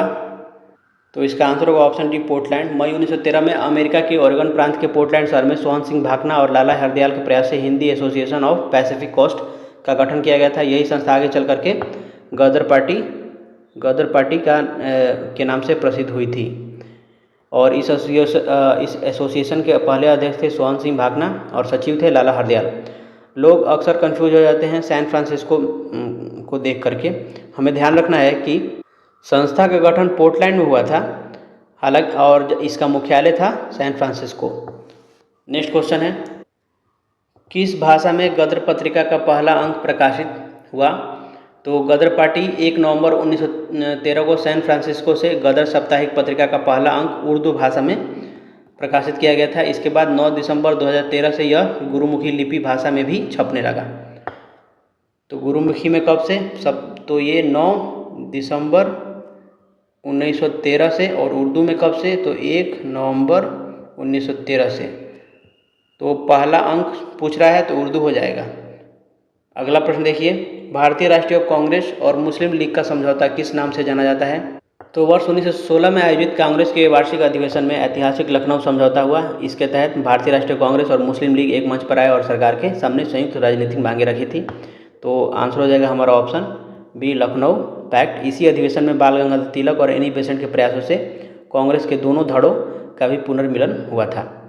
और 1916 के इस ऐतिहासिक लखनऊ अधिवेशन की अध्यक्षता किसने की थी? तो अध्यक्षता की थी अंबिका चरण मजूमदार ने। अगला प्रश्न है, भारतीय स्वतंत्रता आंदोलन में विदेशी समर्थन के संदर्भ में निम्नलिखित कथनों पर विचार कीजिए। तो देखिए, पहला है, यूएसए के राष्ट्रपति फ्रैंकलिन डी रूजवेल्ट ने यूके के प्रधानमंत्री विंस्टन चर्चिल पर दबाव डाला कि द्वितीय विश्व युद्ध में भारतीयों का समर्थन प्राप्त करें। तो बिल्कुल ये सही है। द्वितीय विश्व युद्ध के दौरान वैश्विक परिस्थितियों को देखते हुए अमेरिकी राष्ट्रपति फ्रैंकलिन डी रूजवेल्ट और चीनी राष्ट्रवादी नेता चियांग काई शेक दोनों ने ब्रिटिश प्रधानमंत्री विंस्टन चर्चिल पर भारी राजनीतिक दबाव बनाया था कि वे भारतीय नेताओं से बातचीत करें और भारत को स्वशासन या राजनीतिक अधिकार देकर युद्ध में उनका पूर्ण सहयोग प्राप्त करें। तो ये वाला तो सही हो गया। दूसरा है, चीन के राष्ट्रपति चियांग काई शेक ने भी ऐसा किया। तो ये भी बिल्कुल सही है, अभी भी मैंने पढ़ा इसे। तो आंसर क्या हो जाएगा? ऑप्शन हमारा हो जाएगा इसका सी, 1 और 2 दोनों। अगला प्रश्न है, चटगांव के रेलवे इंस्टीट्यूट पर छापा मारने के दौरान किस महिला क्रांतिकारी की मृत्यु हो गई? तो इसका आंसर होगा ऑप्शन डी, प्रीतिलता वाडेदार। तो मास्टरदा के क्रांतिकारी समूह की एक प्रमुख सदस्य प्रीतिलता वाडेदार ने 23 सितंबर 1932 को चटगांव, जो कि अब बांग्लादेश में है, वहाँ पे पहाड़तली यूरोपीय क्लब या रेलवे इंस्टीट्यूट पर सफल हमले का नेतृत्व किया था। इस क्लब के बाहर लिखा था, कुत्तों और भारतीयों का प्रवेश वर्जित है, और हमले के दौरान वे घायल हो गई और ब्रिटिश पुलिस द्वारा पकड़े जाने से बचने के लिए उन्होंने पोटेशियम साइनाइड खाकर मातृभूमि के लिए प्राणों की आहुति दे दी थी। तो ये हमें याद रखना है, प्रीतिलता वाडेदार। अगला प्रश्न है, वैंकूवर में किसने स्वदेश सेवक गृह की स्थापना की थी? तो इसका आंसर होगा ऑप्शन ए, जीडी कुमार। तो कनाडा के वैंकूवर में शहर में भारतीय प्रवासियों और क्रांतिकारियों को संगठित करने के लिए जीडी कुमार ने स्वदेश सेवक गृह की स्थापना की थी। इसके साथ ही उन्होंने स्थानीय भाषा में स्वदेश सेवक नामक एक क्रांतिकारी अखबार भी निकाला था, जो मुख्य रूप से भारतीय सैनिकों को विद्रोह के लिए प्रेरित करता था। अगला प्रश्न है, निम्नलिखित में से कौन एक सही सुमेलित नहीं है? तो देखिए, पहला है रामनाथपुरी, तो सर्कुलर ए आज़ादी पैम्फलेट, तो ये बिल्कुल सही सुमेलित है। सर सैयद अहमद खां, तो ये लिखा है अल हिलाल, तो ये क्या है हमारा गलत है। क्यों? क्योंकि मौलाना अल हिलाल जो है मौलाना अबुल कलाम आज़ाद द्वारा 1912 में कलकत्ता से शुरू किया गया था। मौलाना अबुल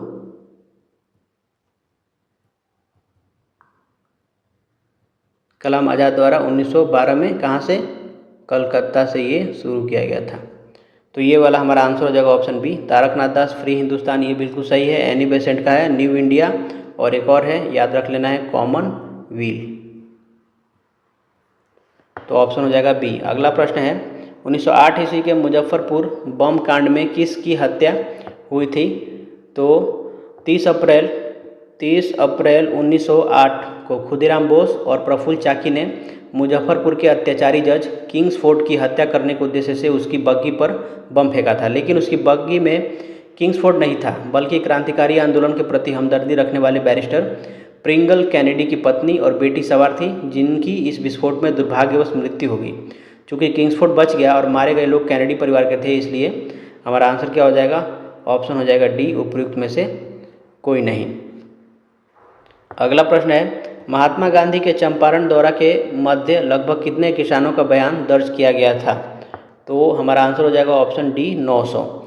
तो 1917 के चंपारण सत्याग्रह के दौरान महात्मा गांधी और उनके सहयोगी जैसे कि राजेंद्र प्रसाद, अनुग्रह नारायण सिंह, ब्रजकिशोर प्रसाद, इन्होंने तीनकठिया प्रणाली के खिलाफ व्यापक स्तर पर साक्ष्य जुटाए थे। इस जांच के दौरान गांधी जी के नेतृत्व में मोतिहारी और बेतिया में लगभग 900 से अधिक किसानों के विस्तृत बयान और शिकायतें आधिकारिक तौर पर दर्ज की गई, जिससे ब्रिटिश सरकार को चंपारण एग्रीगेशन कमेटी बनाने पर मजबूर कर दिया था। अगला प्रश्न है निम्नलिखित में से कौन एक सही सुमेलित नहीं है जो बताना है हमें। पहला है कार्यानंद शर्मा, तो ये मुंगेर के बढ़ैया ताल बकास्त आंदोलन के सर्वप्रमुख नेता थे। यदुनंदन शर्मा, तो गया के रेवड़ा में किसान सत्याग्रह का सफल नेतृत्व किया था, तो ये भी बिल्कुल सही है। तीसरा है जमुना कार्यो, तो जमुना कारजी या कार्य जो भी है, इन्होंने मुख्य रूप से पंडौल में नहीं बल्कि सारण जिले में किसान आंदोलन का नेतृत्व किया था। तो जमुना कारजी ये हमारा क्या है? सही सुमेलित नहीं है। राहुल सांकृत्यायन जो है ये अन्नावारी में 1939 में अंबारी सत्याग्रह का नेतृत्व किया था, जिसके लिए इन्हें जेल भी जाना पड़ा था। तो आंसर हो जाएगा हमारा ऑप्शन सी। अगला प्रश्न है सत्यमेव जयते वाक्यांश किस उपनिषद में उल्लेखित है? तो भारत का राष्ट्रीय आदर्श वाक्य सत्यमेव जयते मुंडक उपनिषद से लिया गया है। यह देवनागरी लिपि में भारत के राष्ट्रीय प्रतीक के नीचे अंकित है।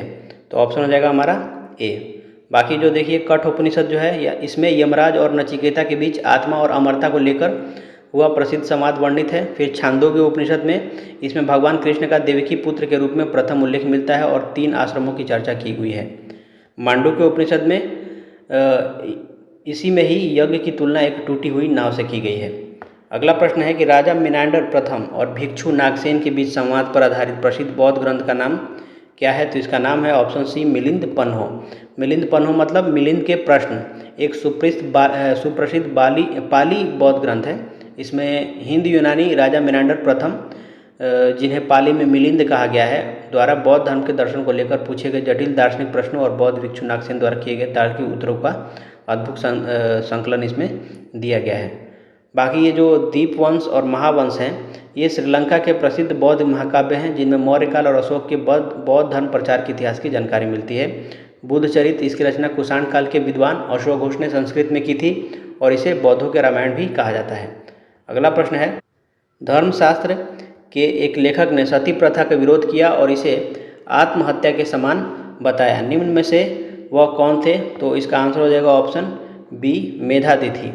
तो भारतीय कानून और मनुस्मृति के प्रसिद्ध टीकाकार मेधातिथि ने सती प्रथा का कड़ा विरोध किया था। उन्होंने इसे अधर्म माना और अस्पष्ट शब्दों में तर्क दिया कि पति की मृत्यु के बाद स्त्री का आत्मदाह करना शास्त्र सम्मत नहीं है, बल्कि यह आत्महत्या के समान एक जघन्य अपराध है जो पूरी तरीके से वर्जित होना चाहिए।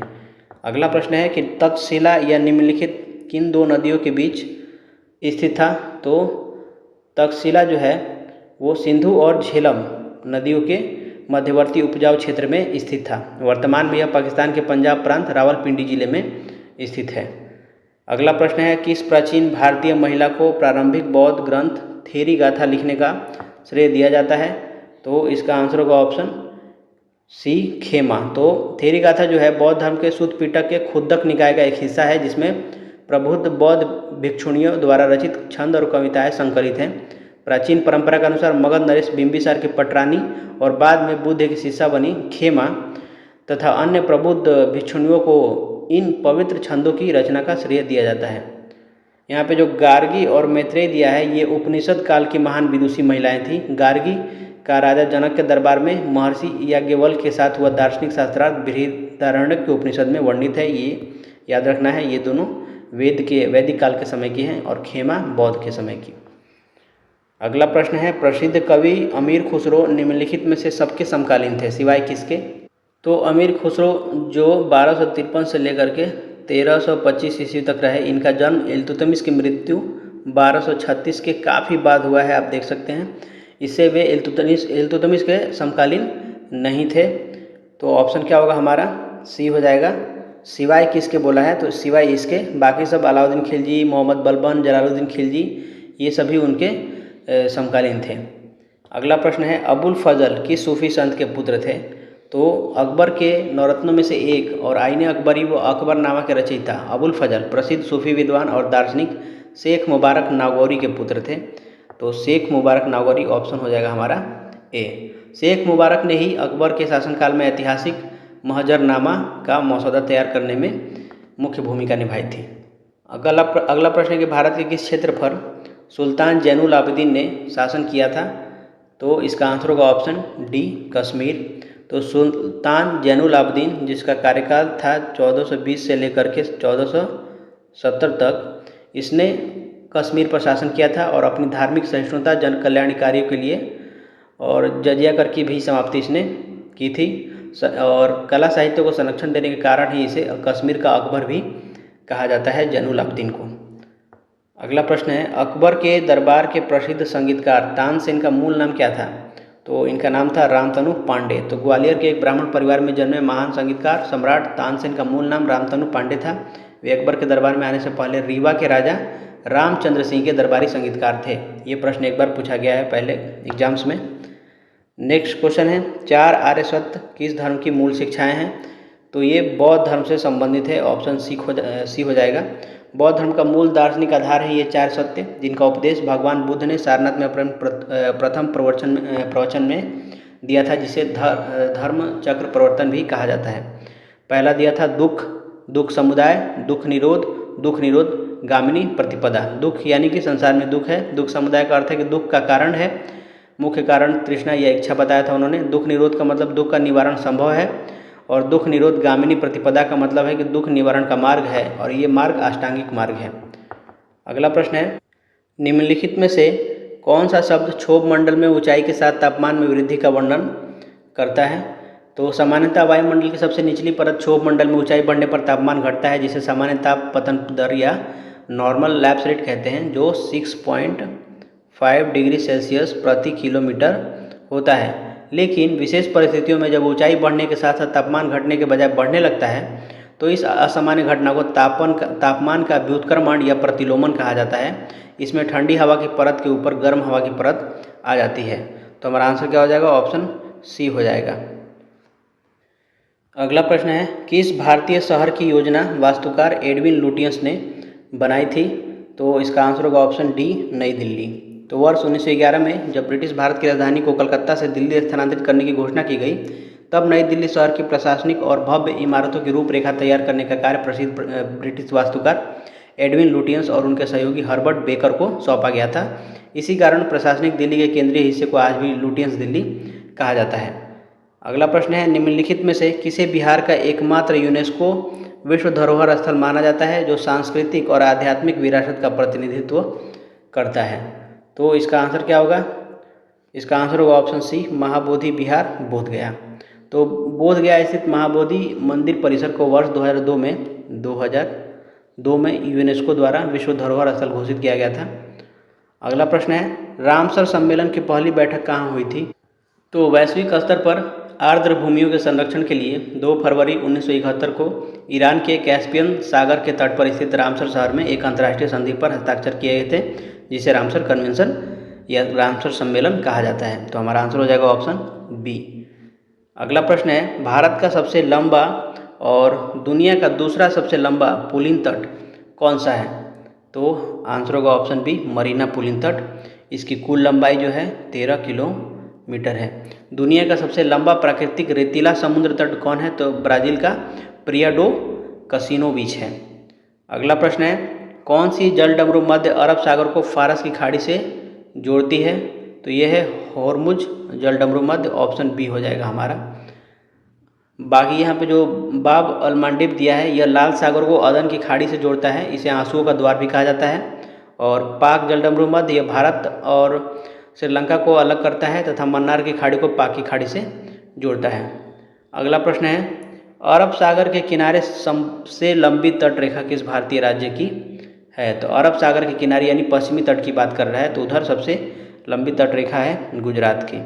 तो भारत के पश्चिमी तट पर अरब सागर स्थित है और इसके किनारे गुजरात राज्य की तट रेखा सबसे लंबी है। अगला प्रश्न है, सैन एडियान्स फॉल्ट पर कौन सी 2 विवर्तनिक प्लेटें मिलती हैं? तो इसका आंसर हो जाएगा ऑप्शन सी, प्रशांत प्लेट और उत्तरी अमेरिकी प्लेट। तो कैलिफोर्निया में स्थित सैन एंड्रियास फॉल्ट एक सुप्रसिद्ध रूपांतरित भ्रंश है। यहाँ प्रशांत प्लेट और उत्तरी अमेरिकी प्लेट एक दूसरे के समानांतर क्षैतिज रूप से खिसकती हैं। इस प्रकार की प्लेट सीमा को संरक्षित प्लेट किनारा कहा जाता है। अगला प्रश्न है, हिमाचल प्रदेश की सबसे बड़ी प्राकृतिक झील कौन सी है? तो ये है रेणुका झील, ऑप्शन हमारा सी हो जाएगा। ये हिमाचल प्रदेश के सिरमौर जिले में स्थित है। कहाँ पे? सिरमौर जिले में स्थित है। समुद्र तल से इसकी ऊंचाई जो है 672 मीटर की ऊंचाई पर स्थित यह झील अपनी सोई हुई महिला जैसी आकृति के लिए जानी जाती है। ठीक है। खजियार झील जो दिया है यह चंबा जिले में स्थित होने के कारण भारत का मिनी स्विट्जरलैंड भी कहा जाता है। नेक्स्ट क्वेश्चन देखिए, भारत में खाद्य व्यवसायों के लिए अस्थायी लाइसेंस और अनुपालन सुधार किस संगठन ने शुरू किए? तो ये शुरू किया है फसाई ने, यानी कि food safety and standards authority of India ने खाद्य व्यापार ऑपरेटरों के लिए ईज ऑफ डूइंग बिजनेस को बढ़ावा देने के उद्देश्य से अस्थायी लाइसेंस और अनुपालन सुधारों की शुरुआत की है। अगला प्रश्न है कि योग महोत्सव 2026 के दौरान आयुष मंत्रालय ने एडवांस्ड वाई ब्रेक कोर्स शुरू किया। यह किस प्लेटफॉर्म पर उपलब्ध है? तो कर्मयोगी भारत प्लेटफॉर्म पर यह उपलब्ध है, ऑप्शन हो जाएगा बी।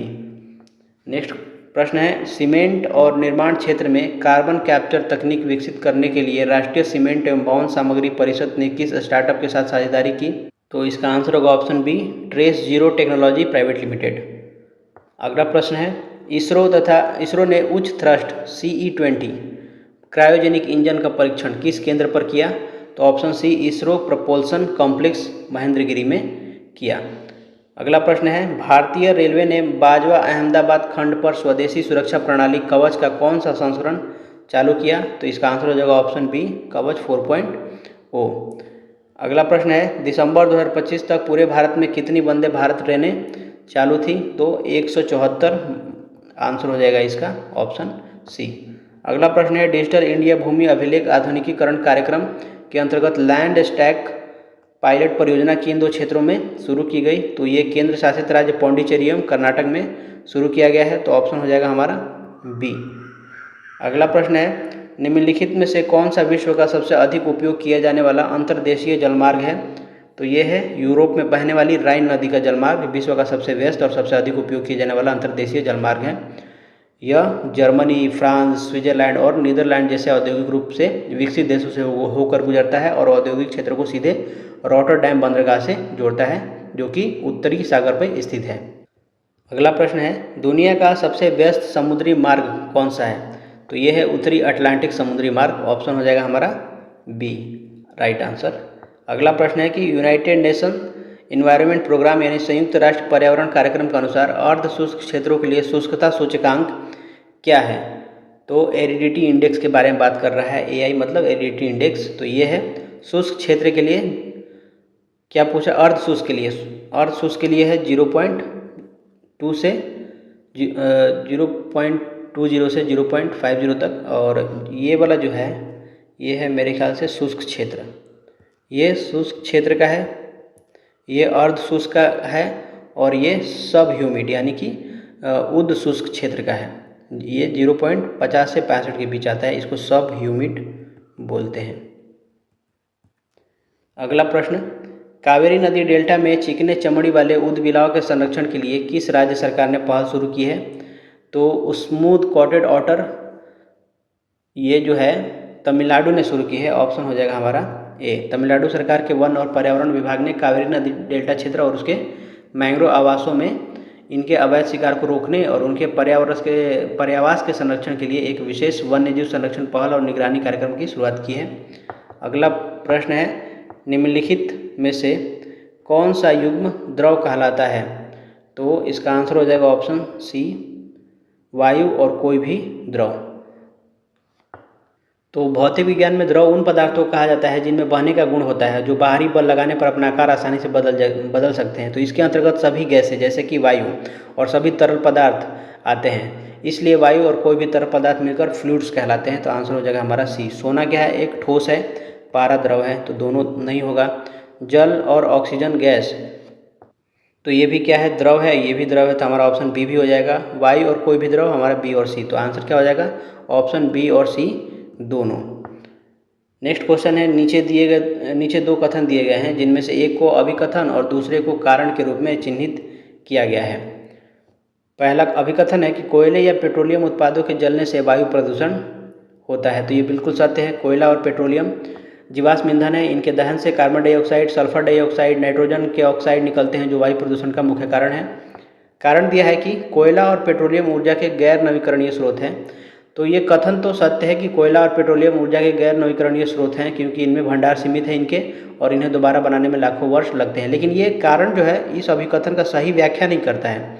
कोयला के जलने से प्रदूषण इसलिए नहीं होता कि वह गैर नवीकरणीय है, बल्कि इसलिए होता है क्योंकि उसमें कार्बन, सल्फर और नाइट्रोजन जैसे तत्व मौजूद होते हैं जो जलने पर हानिकारक गैस बनाते हैं। इसलिए हमारा आंसर क्या होगा? हमारा आंसर होगा ऑप्शन बी। अभिकथन और कारण दोनों सत्य हैं, लेकिन कारण अभिकथन की सही व्याख्या नहीं करता है। अगला प्रश्न देखिए, ट्रांजिस्टर बनाने में अक्सर उपयोग किए जाने वाले दो तत्व कौन से हैं? तो ये हैं सिलिकॉन और जर्मेनियम। ऑप्शन बी, इसको हमेशा याद रखना है, यही दो तत्व हैं।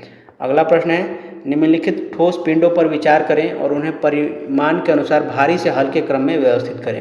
तो पृथ्वी का कुल द्रव्यमान कितना है? तो 5.97 × 10⁻24 kg है, सबसे अधिक भारी है ये। उसके बाद है पृथ्वी पर मौजूद कुल ठोस पदार्थ का द्रव्यमान। तो यह पृथ्वी के कुल द्रव्यमान का ही एक हिस्सा है, इसलिए यह पृथ्वी से तो क्या होगा? कम होगा। तो ये दूसरे नंबर पर इसको रख सकते हैं। एक कृत्रिम उपग्रह का द्रव्यमान, तो मानव निर्मित उपग्रह कुछ 100 या 1000 किलोग्राम के, मान लेते हैं 1000 या 2000 किलोग्राम के ये होंगे। उसके बाद परमाणु का द्रव्यमान, तो ये बहुत ही छोटा होता है, 10⁻⁻7 kg, एकदम नेग्लेजिबल होता है। तो हमारा पहला होगा ये, उसके बाद ये, उसके बाद ये और उसके बाद ये। तो आंसर हो गया पहला, तीसरा, दूसरा एंड चौथा। ऑप्शन डी हो जाएगा हमारा राइट आंसर, पहला, तीसरा, दूसरा और चौथा। अगला प्रश्न है, ऑप्टिकल फाइबर का उपयोग चिकित्सा गतिविधियों में मुख्य रूप से किसके लिए किया जाता है? तो ये किया जाता है एंडोस्कोपी। ऑप्शन ए हो जाएगा। तो ऑप्टिकल फाइबर प्रकाश को बिना ऊर्जा हानि के टेढ़े मेढ़े रास्तों में ले जा सकता है, इसलिए चिकित्सा विज्ञान में इसका उपयोग एंडोस्कोपी उपकरण में किया जाता है, जिसके जरिए डॉक्टर शरीर के आंतरिक अंगों जैसे कि पेट, ग्रास नली इत्यादि के अंदरूनी हिस्सों को स्क्रीन पर लाइव देख सकते हैं। अगला प्रश्न है, दूरी की निम्नलिखित इकाइयों पर विचार करें और उन्हें परिमाण में छोटे से बड़े क्रम में व्यवस्थित करें। सबसे छोटा पहले रखना है, उसके बाद तो देखिए मिलीमीटर क्या होता है? 10⁻³ मीटर होता है। माइक्रोमीटर क्या है? 10⁻6 मीटर होता है। पिकोमीटर क्या है? 10⁻12 मीटर होता है। और नैनोमीटर होता है 10⁻9 मीटर। सबसे छोटा हमें रखना है, तो सबसे छोटा कौन है? सबसे छोटा है पिकोमीटर। उसके बाद इससे थोड़ा सा बड़ा है नैनोमीटर, उससे थोड़ा सा बड़ा कौन सा है? माइक्रोमीटर, और सबसे बड़ा है मिलीमीटर। तो आंसर हो जाएगा 3421, ऑप्शन सी हो जाएगा हमारा आंसर 3421, ये ऑप्शन सी है। अगला प्रश्न देखिए, बैरोमीटर के तापमान में अचानक गिरावट क्या दर्शाती है?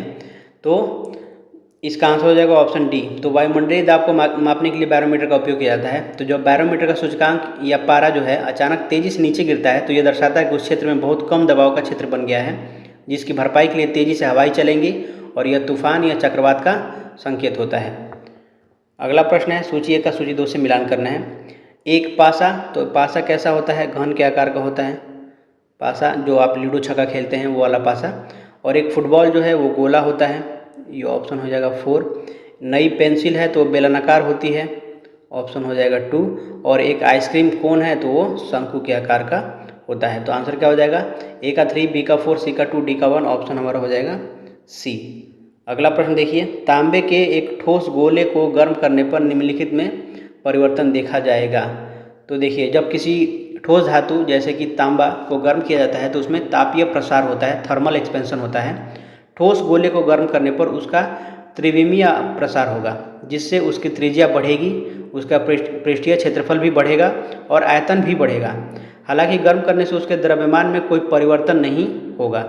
तो गोले की त्रिज्या बढ़ेगी, पृष्ठीय क्षेत्रफल बढ़ेगा, द्रव्यमान नहीं बढ़ेगा, द्रव्यमान जितना है उतना ही रहेगा, ऑप्शन हो जाएगा हमारा डी। अगला प्रश्न, नीचे 2 कथन दिए गए हैं जिनमें से एक को अभिकथन और दूसरे को कारण कहा गया है। अभिकथन है कि यदि कोई व्यक्ति घड़ी पहने हुए किसी मीनार की चोटी से गिरता है तो मुक्त पतन के दौरान घड़ी सही समय बताती है। तो बिल्कुल ये सही है, कहीं से भी गिरे घड़ी तो सही समय ही बताएगी पृथ्वी पे। कारण दिया है कि घड़ी का कार्य स्प्रिंग की क्रिया पर निर्भर करता है और इसका गुरुत्वाकर्षण से कोई संबंध नहीं है। तो ये भी कारण भी सही है और इसकी सही व्याख्या कर रहा है। तो हमारा आंसर क्या हो जाएगा, 110 का आंसर हो जाएगा ऑप्शन ए। अभिकथन और कारण दोनों सत्य हैं, कारण अभिकथन की सही व्याख्या है। अगला प्रश्न देखिए, निम्नांकित में से कौन सा ब्रॉन्स्टेड अम्ल और ब्रॉन्स्टेड क्षार दोनों जैसा कार्य करता है। तो ब्रॉन्स्टेड लॉरी सिद्धांत जो है उसको याद रखना है कि इसके अनुसार अम्ल वह पदार्थ है जो H+ दे सकता है, प्रोटॉन दे सकता है, और क्षार वह है जो प्रोटॉन ले सकता है। लेने वाले को बोलते हैं क्षार और H+ देने वाले को क्या बोलते हैं, अम्ल।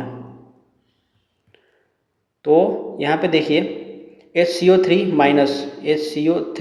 होगा, ये बायोकार्बोनेट आयन है, यह एक उभयधर्मी पदार्थ है, यानी कि यह एक प्रोटॉन खोकर क्षार की तरह व्यवहार करते हुए CO3 बन सकता है। यानी कि HCO3 में से आप निकाल देंगे अगर एक H+ तो ये बन जाएगा CO3 तो यह एक अम्ल का कार्य करेगा।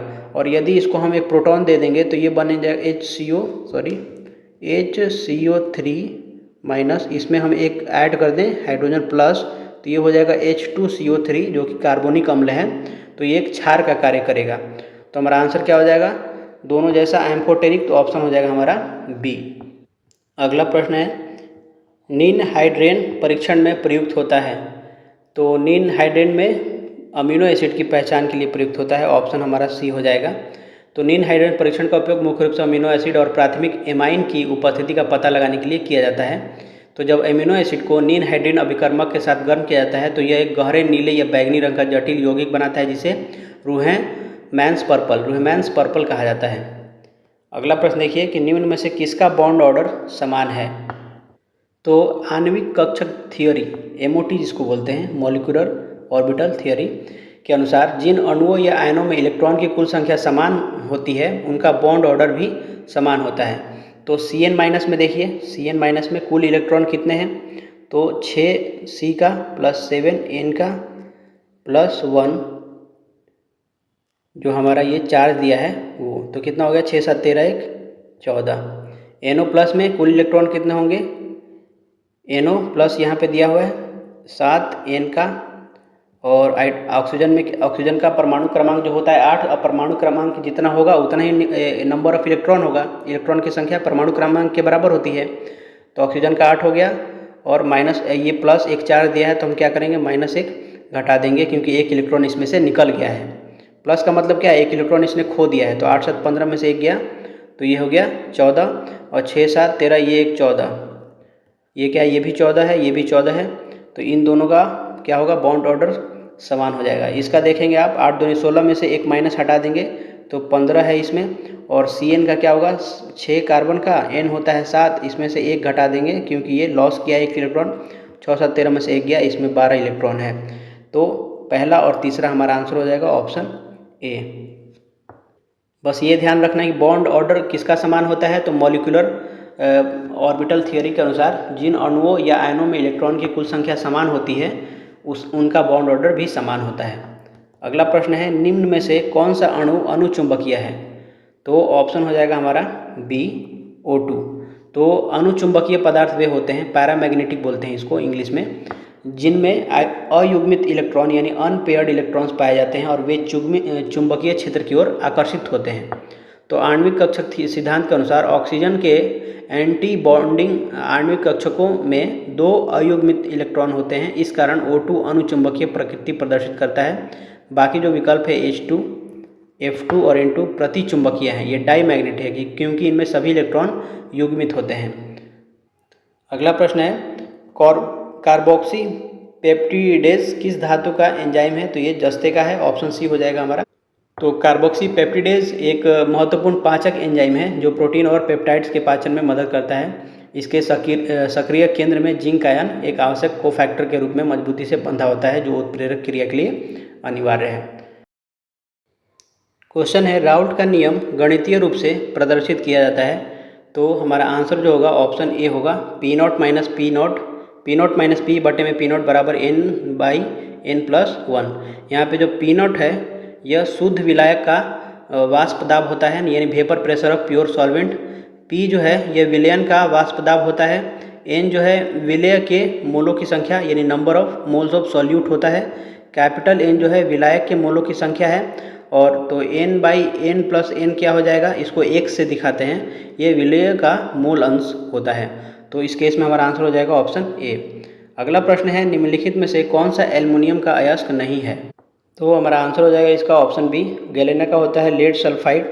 बॉक्साइड का आपको पता ही है, ए एल्युमिनियम ऑक्साइड हाइड्रेटेड डाईहाइड्रेटेड। कोरांडम जो है ये भी Al2O3 ही होता है। और फेल्सपार जो है ये 3 प्रकार के होते हैं, जैसे कि पोटेशियम का, सोडियम का और कैल्शियम का। इसमें भी एल्युमिनियम होता है। देखिए, अगर पोटेशियम का लिखूं तो पोटेशियम एल्युमिनियम सिलिकेट Si3O8 होता है। अगर सोडियम का लिखूं तो Na एल्युमिनियम Si3O8 होता है। कैल्शियम का लिखूं तो CaAl2Si2O8 होता है। ये तीनों क्या है, फेल्सपार है। सब में एल्युमिनियम दिख रहा होगा आपको, इसमें भी एल्युमिनियम है, इसमें नहीं है, ये लेड सल्फाइड है। तो ऑप्शन हमारा हो जाएगा बी। अगला प्रश्न है, सूची 1 का सूची 2 से हमें मिलान करना है। RHPPS3, इसका आंसर होगा ऑप्शन 4, विल्किंसन उत्प्रेरक। ये बहुत एक ग्रेजुएशन लेवल का जो केमिस्ट्री होता है, ये उस तरीके का ये प्रश्न है। ट्रांस, तो इसका आंसर होगा ऑप्शन 3, हाइड्रो फॉर्मुलेशन या फॉर्माइलेशन बोलते हैं इसको, ट्रांस का। और ये इसका होगा वास्कास यौगिक। और SbF3 का होगा स्वार्ट्स अभिकर्मक। ऑप्शन हो जाएगा इसका 2। तो हमारा आंसर क्या मिला, ए का 4, बी का 3, सी का 1, डी का 2। ऑप्शन हो जाएगा हमारा ए। अगला प्रश्न है, वह विलयन जिसका pH 5 है, तो क्या बोलते हैं उसको? वैसे विलयन को बोलते हैं कि वह विलयन जो है एसिडिक होता है। यदि <7 है तो एसिडिक, <7 है तो क्षारीय। और यहाँ पे बोल रहा है pH 10 वाले विलयन की तुलना में इसमें हाइड्रोजन आयन की सांद्रता दोगुनी होती है। गलत है, ये भी गलत है। ऑप्शन हमारा होगा सिर्फ सी। देखिए, pH अगर इसको वेरीफाई करना है ए और बी को, तो pH बराबर 5 का मतलब क्या होता है कि H+ में इसकी सांद्रता कितनी है, 10⁻⁵ m है होगी। और pH 10 मतलब क्या होगा कि इसमें H+ की जो सांद्रता है विलयन में, ये 10⁻10 m होगी। तो यहाँ पे आप देखेंगे तो ये कितना है, लगभग 5 गुना 10⁵ गुना ज़्यादा है। तो दोगुनी नहीं है, ये गलत हो जाएगा। अगला प्रश्न देखिए, बड़ा समतुल्यता स्थिरांक के इक्विवेलेंट यह दर्शाता है कि, ये क्या दर्शाता है? तो समतुल्यांक स्थिरांक का जो गणितीय सूत्र होता है वो उत्पादों की सांद्रता और अभिकारकों की सांद्रता का अनुपात होता है। तो ऑप्शन हो जाएगा हमारा ए, समतुल्यता पर प्रणाली में मुख्यतः उत्पाद होते हैं, ये हमारा आंसर हो जाएगा। अगला प्रश्न है, निम्न में से कौन से क्षारीय अमीनो अम्ल है? तो इसमें लाइसिन हमारा आंसर होगा। अमीनो अम्ल को उनकी पार्श्व श्रृंखला की प्रकृति के आधार पर वर्गीकृत किया जाता है।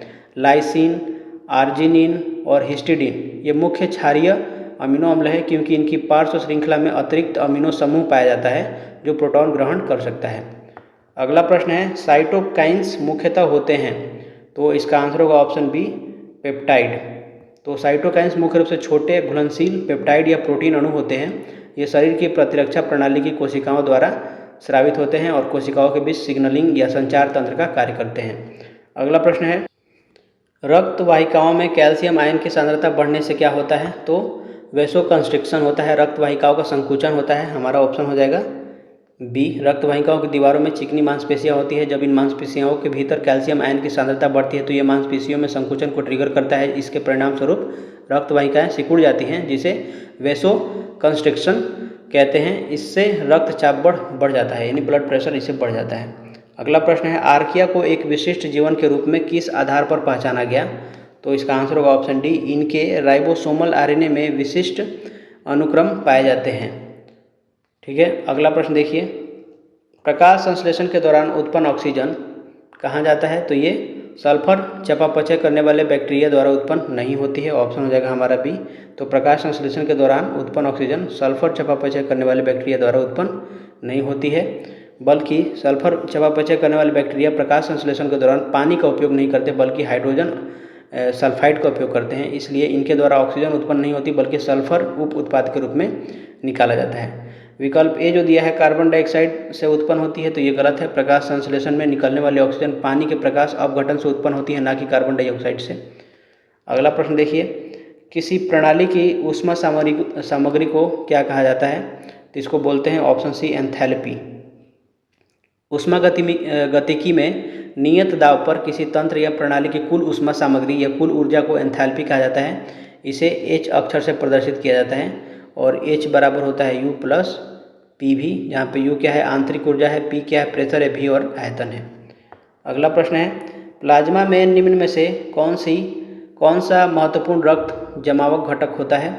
तो ये होता है फाइब्रिन या फाइब्रिनोजन। ऑप्शन हो जाएगा हमारा बी। तो रक्त के प्लाज्मा में पाए जाने वाले फाइब्रिनोजन एक अत्यंत महत्वपूर्ण प्रोटीन है। चोट लगने पर यह घुलनशील प्रोटीन थ्रोम्बिन एंजाइम की उपस्थिति में अघुलनशील फाइब्रिन के धागों में बदल जाता है। यह फाइब्रिन चोट वाले स्थान पर एक जाल बना लेता है, जिसमें रक्त कोशिकाएं फंस जाती हैं और रक्त थक्का बन जाता है। अगला प्रश्न है कि एमएससी अणु मुख्य रूप से किसके लिए जिम्मेदार हैं? तो इसका आंसर होगा ऑप्शन बी, टी कोशिकाओं को एंटीजन प्रस्तुत करना। अगला प्रश्न है, पैराक्राइन सिग्नलिंग अणुओं की क्रिया सीमित होती है क्योंकि वे, आंसर होगा ऑप्शन बी, तेजी से विघटित हो जाते हैं या अस्थिर होते हैं। अगला प्रश्न है, स्मूथ मसल में एड्रेनर्जिक रिसेप्टर के सक्रिय होने से क्या होता है? स्मूथ मसल यानी चिकनी मांसपेशियों में एड्रेनर्जिक रिसेप्टर के सक्रिय होने से क्या होता है? तो आंसर हो जाएगा ऑप्शन बी इसका, मांसपेशियों का शिथिलीकरण यानी कि मसल रिलैक्सेशन होता है। अगला प्रश्न है, ये मैथमेटिक्स या रीजनिंग से कह सकते हैं आप, दिए गए अनुक्रम में पैटर्न पूर्ण करने वाली संख्या पहचानें। देखिए इसके बीच का अंतर क्या दिया है, इसके बीच का अंतर है -4, इसके बीच का अंतर है -9, इसके बीच का अंतर है -16, यानी कि ये कितने का स्क्वायर है? 2 का स्क्वायर, 3 का स्क्वायर, 4 का स्क्वायर, तो ये 5 का स्क्वायर होगा। तो यहाँ पे -25 होना चाहिए। तो 31 में से 25 जाएगा तो कितना बचेगा? यहाँ पे 6 बचेगा। तो आंसर क्या हो जाएगा हमारा? ऑप्शन सी हो जाएगा। अगला प्रश्न देखिए, दिए गए अनुक्रम पैटर्न में पूरा करने के लिए संख्या पहचानना है हमें। यहाँ पे ये जो 4 लिखा है, इसको ऐसे समझिए कि 2 का क्यूब में से 2 का स्क्वायर घटाएंगे तो क्या बचेगा? 8 में से 4 बराबर 4 बचेगा। फिर 18 के लिए क्या करेंगे? 3 का क्यूब में से 3 का स्क्वायर घटाएंगे तो 27 में से 9 जाएगा तो 18 बचेगा। फिर 48 के लिए क्या करेंगे कि 4 के क्यूब में से 4 का स्क्वायर घटाएंगे तो 64 में से 16 जाएगा तो 48 बचेगा। फिर 100 के लिए क्या करेंगे? तो 5 के क्यूब में से 5 का स्क्वायर घटाएंगे तो 125 में से 25 जाएगा तो 100 बचेगा। और तो उसी तरह क्या करेंगे? 2, 3, 4, 5, तो यहाँ पे 6 का क्यूब माइनस 6 का स्क्वायर, यानी कि 6 का क्यूब 216 होता है। 216 में से 36 घटाएंगे तो 180 हो जाएगा। हमारा आंसर हो जाएगा ऑप्शन सी। अगला क्वेश्चन है, दिए गए अनुक्रम में पैटर्न पूरा करने वाली संख्या पहचानें। तो देखिए इसमें अगर इसको हम 2 सीरीज में बांटें तो ये -1 घटा है, -1 घटेगा, यहाँ पे 10 आना चाहिए। और ये इसमें कितना घटा है? -5 घट के इसके अगले वाले में -6 आना चाहिए। हालांकि ऑप्शन में हमें 10 दिया नहीं गया है और मुझे और कोई इसमें पैटर्न दिख नहीं रहा है। तो यदि आपको पता हो तो प्लीज़ इसका कमेंट ज़रूर करें ताकि दूसरे लोगों को मदद मिल सके। क्वेश्चन है, दिए गए अनुक्रम में पैटर्न पूरा करने वाली संख्या पहचानें। तो देखिए इसमें जो लॉजिक दिया है वो ये है कि 3240 में हम क्या करेंगे? 6 से भाग दे के 60 जोड़ेंगे तो हमें क्या मिलेगा? 540 प्लस 60 बराबर 600, यानी कि 600 यहाँ पे है। फिर 600 में 5 से भाग देंगे और फिर इसमें 60 जोड़ेंगे तो हमें मिलेगा 120 प्लस 60 बराबर 180। यहाँ पे 180 आ रहा है। फिर 180 में 4 से भाग देंगे, क्यों, 6 5 4। फिर इसमें 60 जोड़ेंगे तो ये होगा 45 प्लस 60 बराबर 105, जो कि यहाँ पे दिया हुआ है। अब 105 में 3 से भाग देंगे और इसमें 60 जोड़ेंगे तो ये हो जाएगा 35 प्लस 60 बराबर 95। तो ऑप्शन हमारा हो जाएगा बी। अगला प्रश्न है, नीचे दी गई उत्तर आकृतियों में से श्रृंखला में लुप्त आकृति ऐसी ज्ञात कीजिए जो श्रृंखला को जारी रखे, यानी इसके जवाब पे हमें बताना है क्या होगा।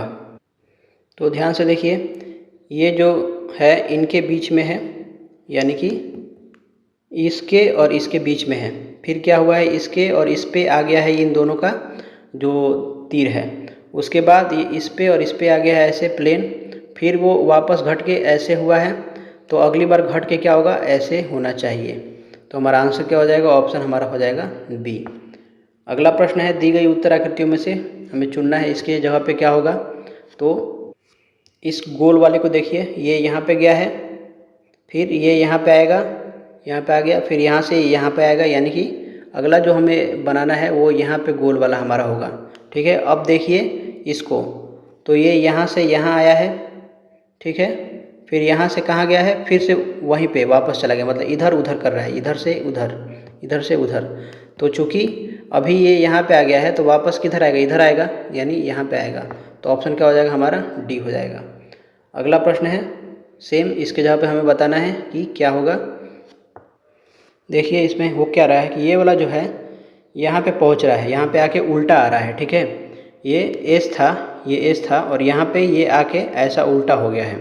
उसी तरीके से ये एन सीधा है और ये यहाँ पे आएगा, यानी कि यहाँ पे आके ये उल्टा हो गया है। उसी तरीके से ये एल यहाँ पे सीधा है और यहाँ पे आके क्या हो गया है, उल्टा हो गया है यहाँ पे। ठीक है, उसी तरीके से ये यहाँ पे सीधा है और यहाँ पे आके क्या हुआ है, यहाँ पे उल्टा हो गया है। तो उसी तरीके से ये जो जेड है, जेड यहाँ पे आके क्या हो जाएगा, उल्टा हो जाएगा, यानी कि ऐसे होना चाहिए, ऐसे। क्योंकि ऑप्शन में हमारा कोई भी नहीं दिया गया है, तो मेरे ख्याल से तो आपको ये क्वेश्चन चैलेंज करना चाहिए। मेरे ख्याल से ये गलत है, क्योंकि जेड ऐसे होना चाहिए, जेड ऐसा कहीं भी नहीं दिया है। अगर हो भी तो ये वाला नहीं होगा, या तो ये, या तो ये, या तो ये होगा। अब हमें देखना है कि सी होगा। ये आप ध्यान से देखिए, तो या तो सी या तो एस में से कोई होगा। अब इसमें हम देखना है कि सी आएगा कि एस आएगा, ये डिसाइड करना है। तो कोई संख्या जो है एस, एन, एल, जेड, ये सब रिपीट नहीं हो रहा है, तो जाहिर सी बात है कि एस तो नहीं आएगा, सी ही आएगा। तो या तो बी हो जाएगा या तो डी हो जाएगा। तो इस केस में हम क्या करेंगे, चूँकि जेड हमारा ऐसे है, तो अब देखिए ये वाला भी ऐसे ही बन रहा है और ये वाला भी ऐसे ही बन रहा है।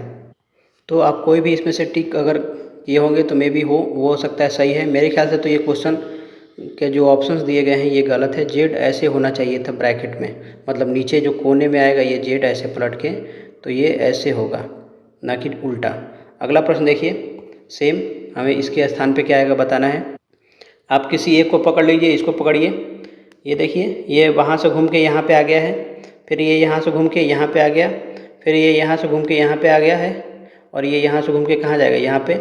तो यहाँ पे ये है, बाकी में नहीं है, तो आंसर क्या हो जाएगा, ऑप्शन ए हो जाएगा। क्वेश्चन है, यदि कैट बराबर 65, डॉग बराबर 55 है तो बैट का क्या होगा। डॉग का देखिए डी होता है 4, ओ 15, जी 7, तो 15 4 19, 19 7 26 होगा, 26 दूनी 52, 3 55। यहाँ पे क्या दिया है, सी 3, A1, T20, 20 20 1 21 21 3 24, तो 24 और 3 72 हो जाएगा। तो ये पैटर्न नहीं मिल रहा, ऐसा करते हैं अपोजिट लेते हैं। ये डी का हो जाएगा अपोजिट 23, ओ का 12, जी का 7, 3 2 5, जी का 7 है तो 20 होगा, सॉरी 3 2 5 और 2 2 4 1 5 55, ये 55 इसका मिल रहा है। सी 3 1 1 T20, तो इसका होगा 24 26 7, तो 6 4 10 7 17 के साथ हासिल 1 2 2 4 1 5 57, तो यहाँ पे 65 दिया है। तो इसका भी आंसर अभी तक मुझे मिला नहीं है, जैसे ही मिलेगा मैं इसको कमेंट कर दूंगा। यदि आपको मिल गया है तो ज़रूर कमेंट करें। चलते हैं अगले क्वेश्चन पे। क्वेश्चन है, किसी कोड भाषा में सूप को TMXL लिखा जाता है, उसी भाषा में BOWL को कैसे लिखा जाएगा। तो सूप का S19 O15 U21 P16 होगा, इसका लिखेंगे तो T20 M13 X24 L12 होगा। इसमें +1 -2 +3 -4। तो उसी तरीके से बॉल का देखिए B2 O15 W23 L12 होगा। तो इसमें +1 करेंगे तो 3, -2 करेंगे तो 13, +3 करेंगे तो 26 और -4 करेंगे तो 8, यानी कि C हो जाएगा ये। M13 होता है, Z26 और H8, CMZH ऑप्शन हो जाएगा हमारा C। क्वेश्चन है यदि पेन का मान 41 है, गॉड का मान -4 है तो कैप का क्या होगा। तो देखिए इसमें एक्चुअल जो लॉजिक होना चाहिए था वो ये होना चाहिए था। जी कितना है 7 है, डी ये ओ जो है भावेल है, भावेल को -15 ले लेंगे और डी हो जाएगा 4। तो 7 4 11 में से 15 जाएगा तो -4 होगा। उसी तरीके से कैप का जो है C3 एक भावेल है तो भावेल का -1 P16, 16 3 19 में से एक जाएगा तो 18।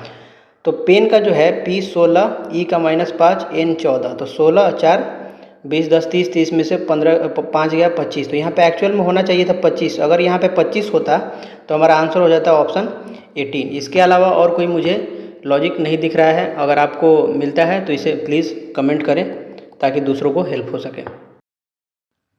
क्वेश्चन है किसी कोड भाषा में पार्क को इस तरीके से और रेस को इस तरीके से लिखा जाता है, तो उसी भाषा में केप को कैसे लिखा जाएगा। तो देखिए सी, यहाँ पे केप लिखा है, सी का क्या होगा, यहाँ पे 6 होगा। ए का यहाँ पे दिया है 4, यहाँ पे भी 4 दिया है ए का। पी का यहाँ पे दिया है 9, तो 9। और ई का क्या दिया है, ई का दिया है हमें यहाँ पे 2, तो ये हो गया 2। तो 6 4 9 2 ऑप्शन हो जाएगा हमारा ए आंसर। अगला प्रश्न है कि यदि कोड इसको प्रयोग क्राउड के लिए किया जाता है और इसका प्रयोग थ्रिक के लिए किया जाता है, तो कोड इसका प्रयोग किसके लिए किया जाएगा। तो देखिए क्राउड को लिखते हैं C3 R 18 O 15 W 23 D 4। तो और ये क्या लिखा है नीचे हमारा 23 लिखा है, ये 4 है, ये 15 है, ये 9 है और ये 24 है। तो 24 3 27, 23 4 27, 18 9 27, 23 4 27 और बीच में 15 का 15 जैसे का तैसा है। अब देखते हैं इसको थ्रिक को लिखते हैं T20 R 18 H8 I9 C3 K11। तो यहाँ पे आप ध्यान दीजिए ये जो O था ये भावेल था, तो यहाँ पे हमारा 9 क्या है I9, I क्या है भावेल है, तो 9 का 9 ही रहेगा। ठीक है, हमें बीच वाले को इसमें तो ऑलरेडी 6 वर्ड है, बीच वाला तो कुछ है नहीं इसमें। तो 11 है तो यहाँ पे क्या आएगा 16 11 16 27। ये 20 है तो यहाँ पे क्या आएगा 20 7 27, 11 16 27, 18 9 27 और ये हो जाएगा 23 3 24 27। फिर यहाँ पे 9 का 9 लिख लेंगे और 8 9 19 8 27 होता है। तो 16 24 9 19 9 7, 16 24 9 19 9 7 हो गया। ठीक है, यानी भावेल को हमें क्या रखना है, सेम रखना है। ठीक है, अब चूंकि ये दिया है तो हमें ऑप्शन से जाना होगा। देखिए ये 21 है, या तो ये 21 मानेंगे या तो 1 मानेंगे। 1 मानेंगे तो हमें 26 चाहिए शुरू में 26 के लिए जेड चाहिए, जेड किसी के पास नहीं है, यानी कि इसका मतलब ये है कि हमें 21 लेना है। 21 का मतलब 6 इसमें जोड़ेंगे तो 27, 6 किसका होता है एफ का होता है। तो यानी ये ख़त्म, ये ख़त्म, ये भी ख़त्म। ऑप्शन ए हो जाएगा हमारा आंसर। ठीक है, सीधा इससे 19 जो है 19 का ये 19 9 इसको 9 लेंगे और ये R 18 18 9 27 हो जाएगा। फिर यहाँ पे U 21 है, U भावेल है तो 21 का 21 लिख दिया गया है। फिर G7 है और यहाँ पे T20 है तो G7 27 हो जाएगा। A1 है, A भावेल का भावेल लिख दिया गया है। L 12 है तो 12 में 15 जोड़ेंगे तो 27 हो जाएगा। तो ऑप्शन हमारा क्या होगा, ए होगा। अगला प्रश्न देखिए, एक विशिष्ट कोड भाषा में इस तरीके से ये लिखा गया है, तो हमें बताना है 5 to 4 8 का प्रयोग किसके लिए किया जाता है। तो देखिए 1 2 3 4 शब्द हैं और 4 डिजिट हैं। 1 2 3 4 शब्द हैं, 4 डिजिट हैं। तो यहाँ पे 4 डिजिट है तो 4 शब्द भी होंगे। तो सबसे पहले हमको 5 चाहिए। 5 के लिए हम क्या करेंगे, देखिए 6 यहाँ पे कॉमन है और इसमें 6 यहाँ पे 2 कॉमन है, तो दोनों के लिए 6 प्रयोग किया गया है। तो चूँकि कॉमन वर्ड नहीं मिल रहा है, इसका मतलब जो लॉजिक है हमारा वो ये है कि इसमें 1 2 3 4 5 6 वर्ड है तो 6 अंक। 1 2 2 है तो 2 अंक, 1 है तो 1 अंक, 1 2 3 4 5 6 7 8 9 9 है तो यहाँ पे 9 अंक। ठीक है, उसी तरीके से इसका देखिए 1 2 तो 2 दिया है, 1 2 3 4 5 6 है तो यहाँ पे 6 है, 1 2 3 4 है तो यहाँ पे 4 है, 1 2 3 4 5 6 है तो यहाँ पे 6 है।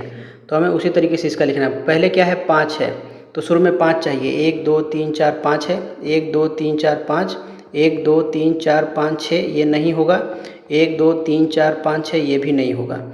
या तो ये होगा या तो ये होगा। 5 के बाद क्या है, 2 है, तो 1 2, ये 1 2 3 है, तो ये भी नहीं होगा, तो ये भी गलत। आंसर क्या हो जाएगा, ऑप्शन ए हो जाएगा हमारा आंसर। क्वेश्चन है, एक विशिष्ट कोड भाषा में हमें इसका अर्थ दिया हुआ है इस तरीके से। बताना है हमें टीजेड का अर्थ क्या होगा। टीजेड कहाँ है, टीजेड यहाँ पे है एक, हमें इसका अर्थ बताना है। इसके लिए हमें क्या करना होगा, एक्स वाई, ही और एफ टी का अर्थ निकालना होगा। एक्स वाई यहाँ पे है और एक्स वाई एक यहाँ पे है, इन दोनों में कॉमन क्या है, तो इन दोनों में कॉमन है इज, तो एक्स वाई का हमें मिल गया इज।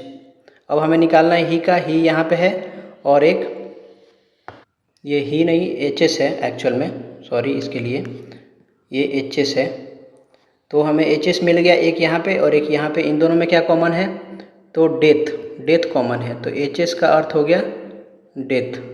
अब हमें एफ टी निकालना होगा। एफ टी यहाँ पे दिया हुआ है और एफ टी और कहीं नहीं है। इसका मतलब है कि टी जे और एफ टी का दो ही अर्थ बचेगा, डेथ और इज तो हट गया, इज डेथ, इमोर्टल और रियलिटी बचेगा। यानी कि आंसर क्या होगा, इमोर्टल और रियलिटी। 146 का ऑप्शन हो जाएगा हमारा ए। इन दोनों में से टीजेड का अर्थ कोई भी हो सकता है।